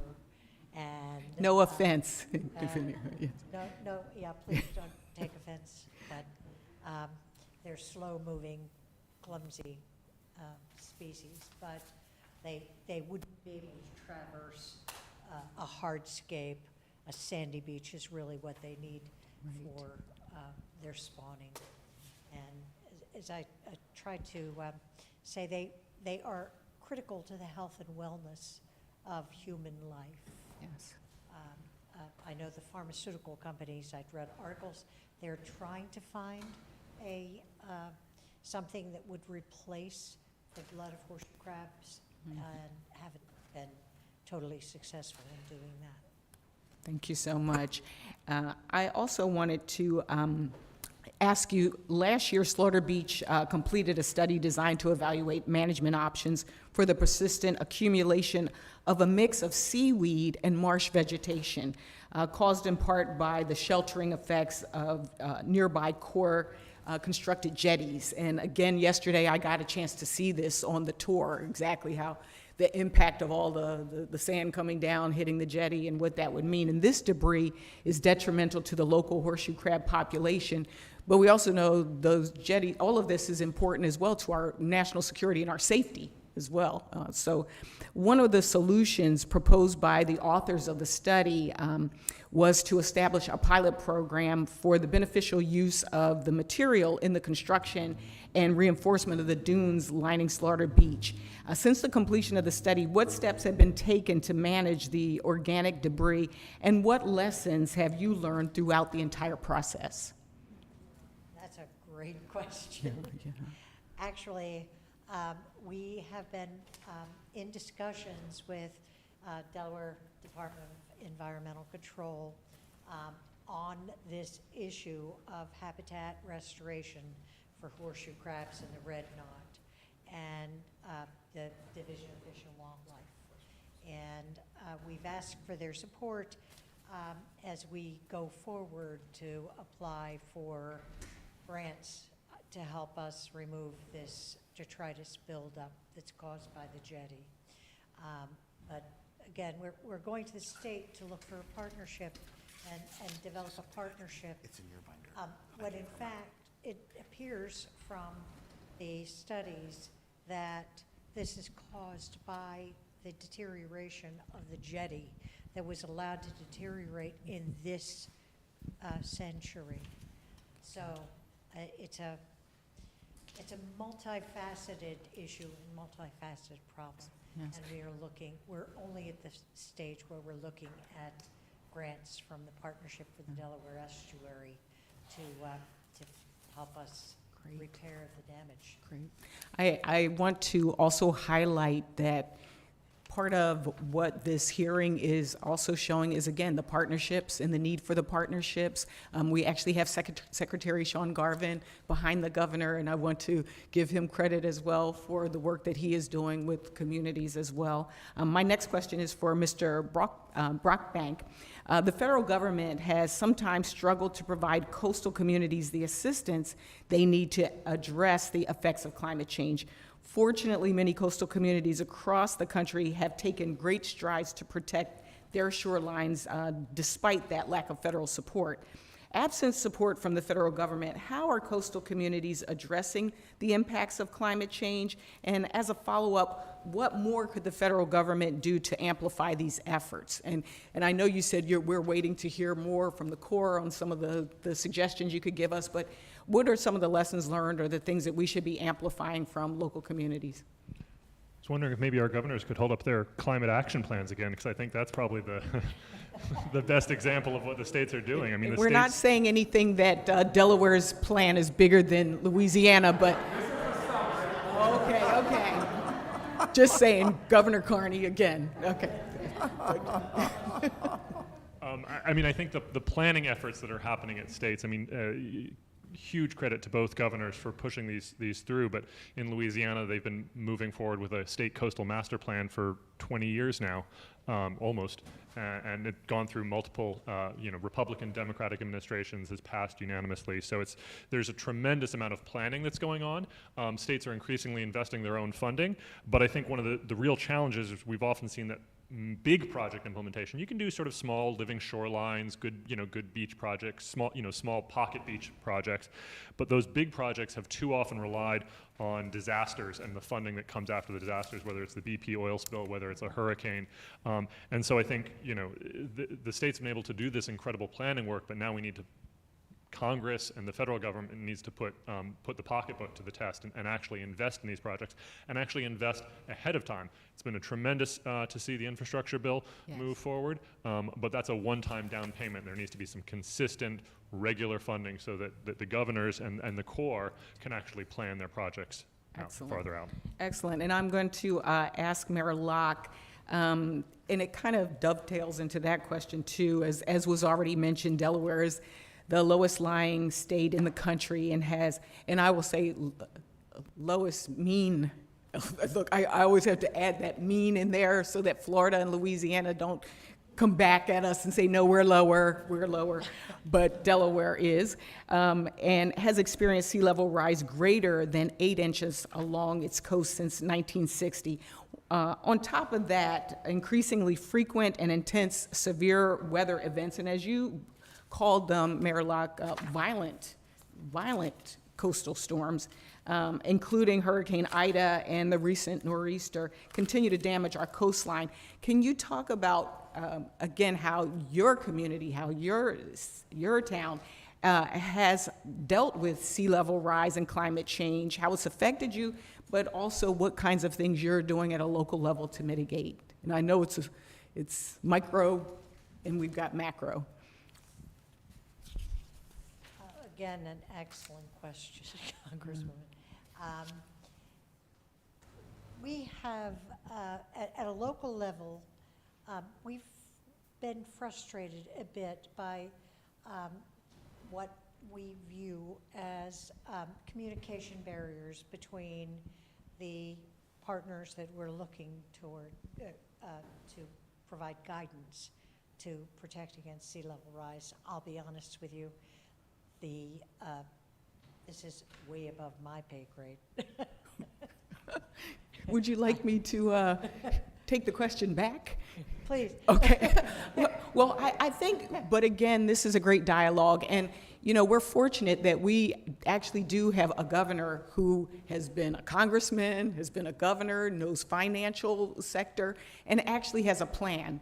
And Governor Carney, if you could just share what you think are some of the challenges and opportunities of this moment. Well, I think Mr. Brockbent has really hit the nail on the head, right? We, up until this point, in my experience anyway, and we have folks behind me, and by the way, when I'm talking, I think Sean Garvin's lips are actually moving. And he's got, Hence the mask. That's why he's I wearing think his he's mask. got Tony Pratt sitting next to him who knows more about, who's forgotten more about this than many of us know. But for so long, these restoration projects have been based on a disaster-driven, kind of an approach, and that's how the money flows, and it's based on cost-benefit ratios that don't consider some of the things that you and the mayor are talking about, and that are important parts of the calculation, whether there are environmental damages, whether you're comparing a town like Slaughter Beach to a town like Lewis with Mayor Becker. They're very different in terms of size, in terms of property values, and all of that. So how do you, and I think the SURE Act attempts to do this, is to how do you consider other factors in analyzing a go or no go, or limitations around what the Corps would participate in. There's a project, an inland project that comes to mind in my experience, called Glenville, and you may remember the community of Glenville was flooded out completely by one of the hurricanes probably 25 or more years ago. 1989, I think, was the first big flood there, and it never quite made the cut with respect to the cost-benefit analysis. It wasn't a high-income community, and ultimately this step, in part under Governor Carper's leadership, took the bull by the horns and provided resources, frankly, to purchase the properties which were built in the floodplain in the first instance. And so those kinds of projects like situations like what we saw and we're seeing right here in Slaughter Beach, how do you factor those into a new way of proceeding on funding for these projects through the Corps? The problem is it's going to cost more money, right? Because you're going to open up more eligible projects, and you're going to, I would assume, qualify other things than what are currently qualified. This SURE Act is certainly a really big step forward in that approach. Thank you, and I yield back to the chairman. Thanks so much. I'd ask my staff in Washington to give me an update at about just before we got to the end. So we're going to do a press availability. If there's anything new that we need to know about what's going on in the Ukraine, we'd be prepared to respond to questions, not to be alarmed. The situation is dire, serious, but nothing to be alarmed about further at this moment. So rest easy. This is the last couple of questions, and I'd like to direct my first question to our governor. And Governor, as you know, Delaware's known for its pristine five-star beaches. We've been talking about them all day. And this is one of them. And a number of others are popular vacation spots for many people who live up and down the East Coast. Actually, people who live a long ways from here and come here even outside the country. We know that coastal communities are vital. The United States economy at large, but I'm curious to hear about their importance at the state level as well. And my question would you just take a moment and share with us a little bit about the importance of Delaware's coastline to our state's economy at large? I'm thinking about quoting our president when he was vice president, but I won't. But it's a big deal. I remember Really is a big deal. We've talked about some of those numbers before. They're not numbers that approach the kind of numbers that Governor Edwards in a bigger state like his. But for our state, you just look at the coast. From here, we're almost at the southern border here with Maryland, the Mason-Dixon line, all the way up the Atlantic Ocean beaches. The tourism industry that includes this and tourism in other parts of our state is a multi-billion-dollar industry. Much of it is here in eastern Sussex County. You're talking about the property values of all these homes and communities. And you're talking about smaller communities like Slaughter Beach and the property values there. If you do a calculation about the assessed value of properties that are located within areas projected to be inundated by 1.5 meters of sea level rise, you're talking about over $1 billion of that. So the impact is critical. I think the question goes back to my answer to the last question, which is how do you factor in things other than economic value to give a green light to core funded projects and locally funded projects. So it's critically important, and I think we have to find ways to factor in criteria other than those economic benefits into the analysis. All right, thank you. Governor Edwards, if you don't mind just responding briefly, same question. Would you just share with us for a moment the importance of Louisiana's coastal area to your state's economy? You know it's great. Yes, sir. And well, first of all, thank you very much for the question. We're very proud of our entire state, but coastal Louisiana, the coast isn't just important to our state's economy. I think it's incredibly important to the nation's economy. Right around 45% of our population, the 4.6 million people, live in coastal Louisiana. And as I mentioned before, there's tens of thousands of businesses there. We have the second highest landings in the nation of seafood, but the best tasting. Whether it's oysters or shrimp or crabs or fish, you name it. 5 of the nation's top 15 ports are in Louisiana, including the largest port by tonnage in the Western Hemisphere. 60% of the nation's grain gets exported out of the Mississippi River. And we're deepening the river now, so that's soon going to be 70% of the nation's grain that gets exported will come through Louisiana. 90% of all the support for oil and gas exploration and production in the Gulf of Mexico is based out of Louisiana. And over half of the current LNG exports, which are increasingly important because of the Ukraine situation that you just mentioned, if we're going to help our friends in Europe, they come from Louisiana. That's all along the coast. And it's not this traditional oil and gas. The coastal Louisiana is going to be extremely important as we transition to low carbon and no carbon alternatives, whether it's wind energy in the Gulf, the solar farms that we're going to need to support the petrochemical industry. They're going to be located in coastal Louisiana too, because that's where the industry is. And so when it comes to carbon capture and sequestration, that's going to largely happen along the coast. Hydrogen production is going to happen along the coast in Louisiana. And one thing that's really important, and I didn't realize this until we actually had our Climate Initiatives Task Force, and they educated me in so many ways. An acre of marsh will naturally sequester 80 times the carbon as an acre of forest. But we're losing that acreage. As we restore it, as we build it back, we're actually going to be sequestering more carbon. So for all of those reasons and many, many more, coastal Louisiana is extremely important for our economy, but also to the nation's economy and to the nation's future.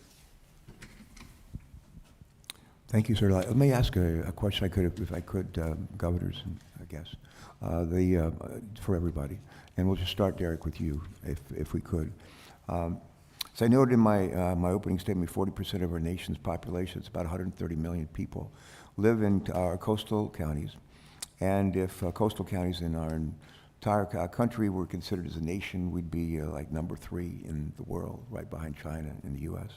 Unfortunately, the Corps does not fully account for the protection of this population, industry, and wealth when formulating coastal protection projects, nor does the Corps account for the financial benefits of tourism and recreation that are often attached to these projects. My question of each of you, and Derek, we'll start with you, would each member of our panel please share with us how the Corps might better capture the economic importance of coastal communities when designing coastal protection projects? Thank you for the question. Really at the heart of what this hearing is about. I think the economic value of recreation is a clear one. I think increasingly there's going to be a need to look at access. And I think I mentioned the racial and racial justice, economic justice. I think considering how equitable the access to the coast is a exceedingly challenging thing to put into monetary metrics. But I think ensuring that the coast is is the playground for America and not just the playground for the wealthy is a challenging thing and something I think the Corps needs to think about.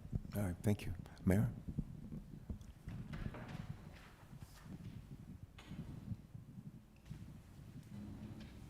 Thank you, Senator.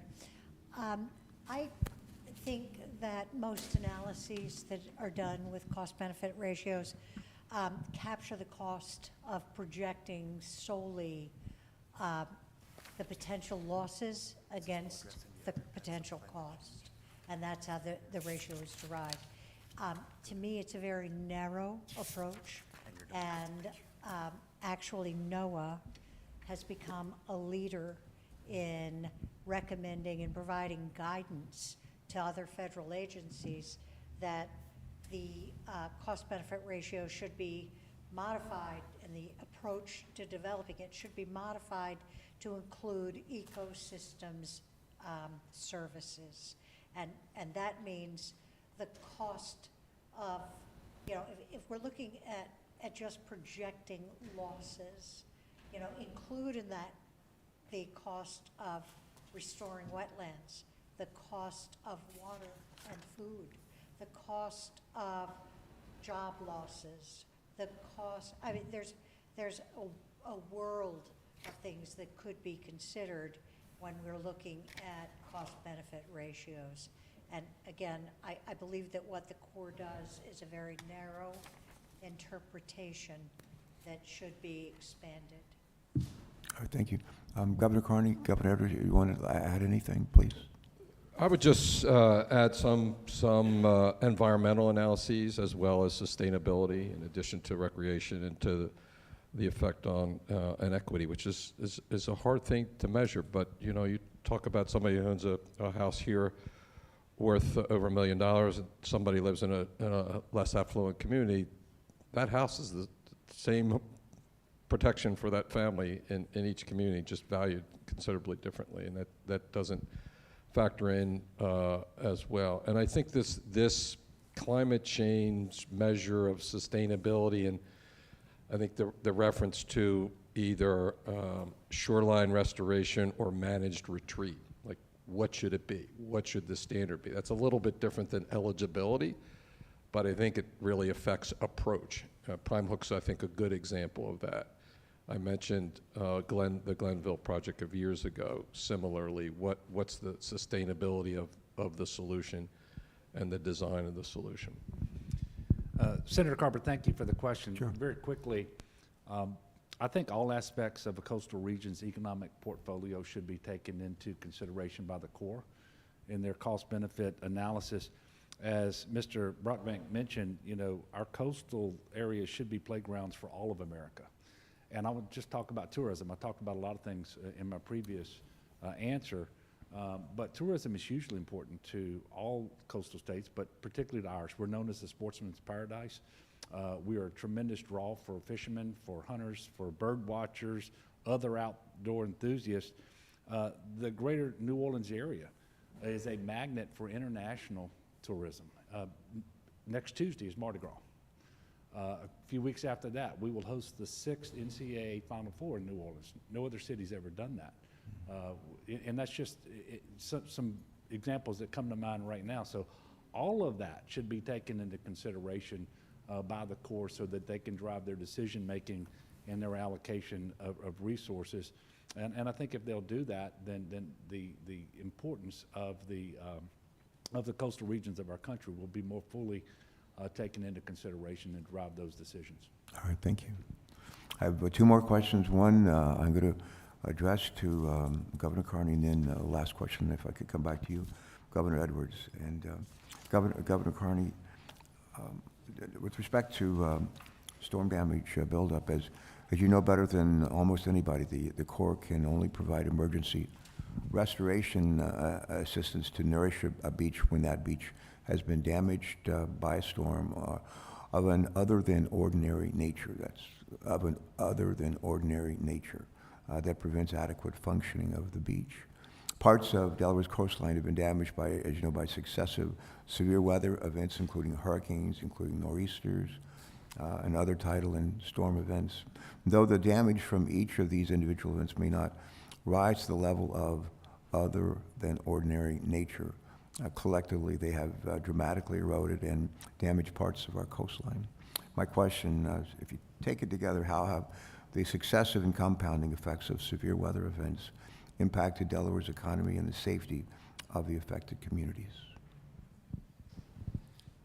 So we've talked a little bit about this before in terms of a different approach than just a disaster-driven approach, where it's more of a management situation where you've got a series of increasingly less severe events, storm events, but taken together, they create really worse situations when you have the big event, if you will.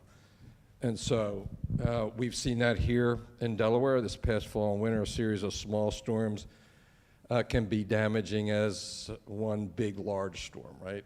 Ida in our state is a great example of that in the limit of its extent. If you think about the serious rain event happened over the line in Chester County, Pennsylvania, along the Brandywine, but the effect was downstream in a very small, poor minority community on the edge of Wilmington. We've had a series of those kinds of events, and increasingly we're going to see more of those. Again, in Lewis, Mayor Becker, according to a 2000 report, we could see between 50 and 135 high tide flooding events per year by 2050. In 2019, there were 9 such events. So the intensity and frequency of these events is going to increase. And somehow, as we think about the future, we've got to start doing things differently than we've done them in the past, because we have a new reality. And the new reality is climate change, it's sea rise in our state. We're going to have to manage shoreline restoration. We're going to have to manage retreat, to use Mr. Brockbank's terms. And factoring those into the work of the Corps, I think, is going to be really critical to our ability to deliver for the people of our state and the communities here. Thank you.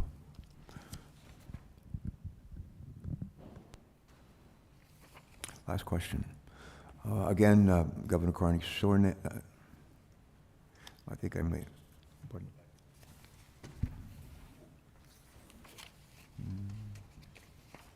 You reordered them. Governor Edwards, let's come back to Governor Edwards. Yeah, a short question. Would you please describe your state's experience working with the Corps on the matter of implementing coastal master plan projects to mitigate the impacts of federally authorized projects? Would you please describe your state's experience working with the Corps on this the matter of this implementing the coastal master plan projects, and highlight any legal or policy barriers you can to implementation? Yes, sir. Thank you very much. That too is a great question. First of all, we have a great partnership with the Corps of Engineers, and it's not perfect and so forth. But this is one area that's incredibly important to us, because we believe that when you analyze mitigation opportunities, or when the Corps does that, they should look to scientifically backed plans for coastal restoration and protection like we have in Louisiana. And the Corps shouldn't always choose the cheapest option. We would want them to look at the option that's going to provide the most beneficial impact, the biggest restoration benefit, if you will, especially if the non-federal sponsor is going to be paying for it, like the state of Louisiana. Now, the state and the Corps have been collaborating closely on the West Shore Lake Pontchartrain Risk Reduction Project, which, by the way, when it's built, it will protect the community that President Biden visited in the immediate aftermath of Hurricane Ida. It's a predominantly African-American, low-income community, and it's going to benefit tremendously from this project. But in that document, the Corps is going to consider the Maurepas Swamp diversion that we are doing as mitigation for the West Shore project. But we believe that internal policies currently existing in the Corps may well create obstacles that prevent them from adopting this common sense approach.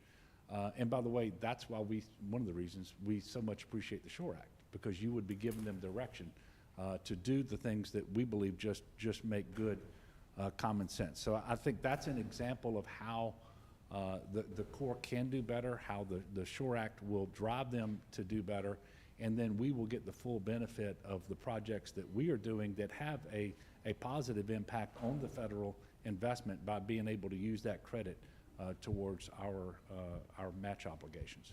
Okay, good. Thank you. Thank you all. I was checking the mail. We got some mail at our house yesterday. I opened up. We got something from Louisiana, and it was a photo and a card from Senator Bill Cassidy, who succeeded Mary Landrieu as a senator from Louisiana. It's a lovely picture of him and his wife and their 3 children. And on one side of it, there were some words in French. And I don't recall exactly what the words were in French, but the translations were "Let the good times roll." Yeah, can you tell us what?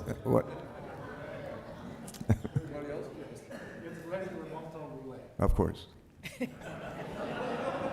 What he said. I don't know that we're ready to let the good times roll here as we face this challenge of climate change and sea level rise. But I do know this. Ben Franklin, long time ago, really nailed it in terms of advice for us today and for generations. He once said, we came to this country in different boats, but we're in the same boat now, and our boat is in danger of sinking. And we really did come here in different boats, literally and figuratively. And our parts of our country are in danger of sinking. And the question is, what do we do about it?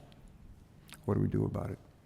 And one of the things we need to do, go back to the seas. I like to say seas are ability to communicate, to compromise, to collaborate. And those are 3 things that we're endeavoring to do.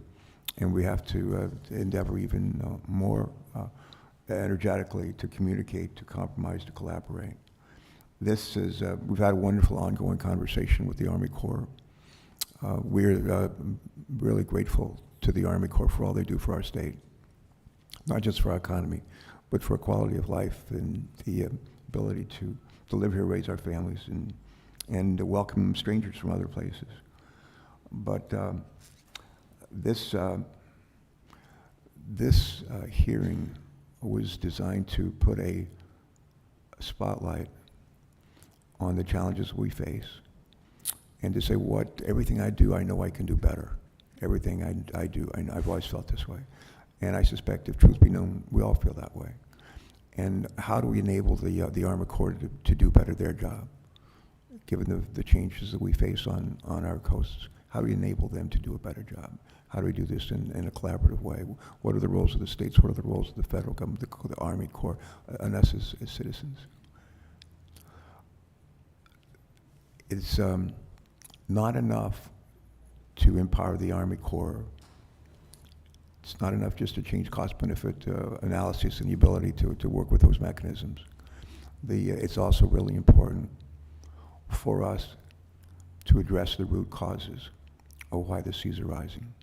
That's really critical. If all we do is the things we've talked about here today, we're still going to be in a world of hurt. 10 years from now, 20, 30, 40, 50 years, we'll still be in a world of hurt.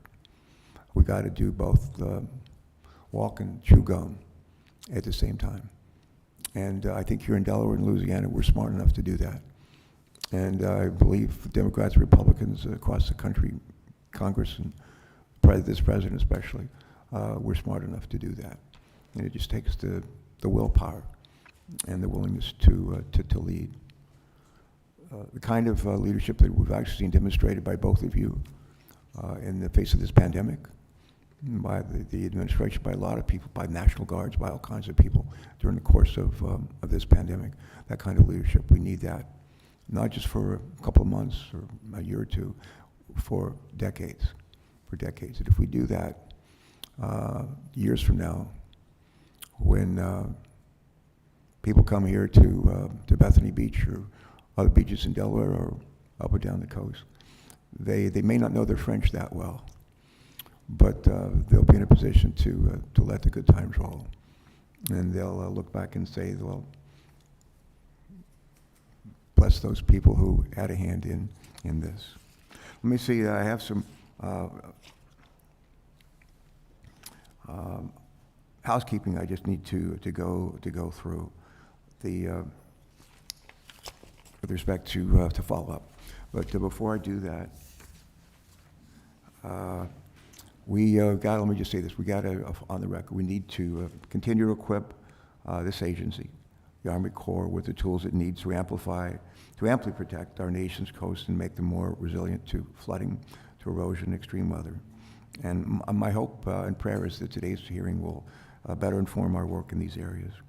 And now I just want to ask unanimous consent. I love asking unanimous consent at a hearing when I'm the only one there. And so, because I could only object to my own request. But now Lisa is here. So moved. But I'm going to ask unanimous consent to submit for the record reports and articles that relate to the impacts of climate change on our nation's shorelines and coastal communities. These documents stress the severity of the climate crisis and emphasize the new realities as a nation that we face as a nation in coming decades. Is there objection? Hearing none. Additionally, our senators and our colleagues will be allowed to submit questions to our guests, our witnesses for the record through the close of business on March 9th. We will compile those questions. We'll send them to our witnesses and ask our witnesses to reply, if you would, by March 23rd. And with that, I just want to say, John Kane is sitting here to my left. And John heads up our water team on the Committee on Environment and Public Works. He'll be largely riding hold of the pen, if you will, as we write the Water Resources Development Act, which will hopefully include the Shore Act. And he does terrific energy. He's like a bull in a china shop, but every now and then you need a bull in a china shop.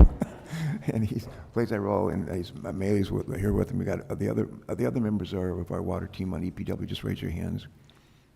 Yeah, thank you all. And I'm going to go ahead.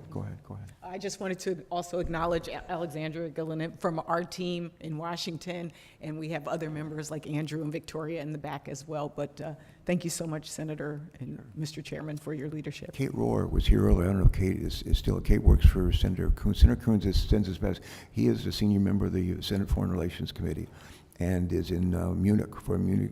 They have an annual, actually more frequent than annual security meetings in Munich. He's attending that on behalf, along with some of my colleagues, on behalf of our country. And I think that's it. It's been a good 2.5 hours, a long time. But folks, there's not much more, many challenges and issues that are more important than what we're talking about here today. And we've got, I think, a better idea of how to go forward and make sure that the good times continue to roll in the future. Thank you all, and with that, this hearing is adjourned. Thank you.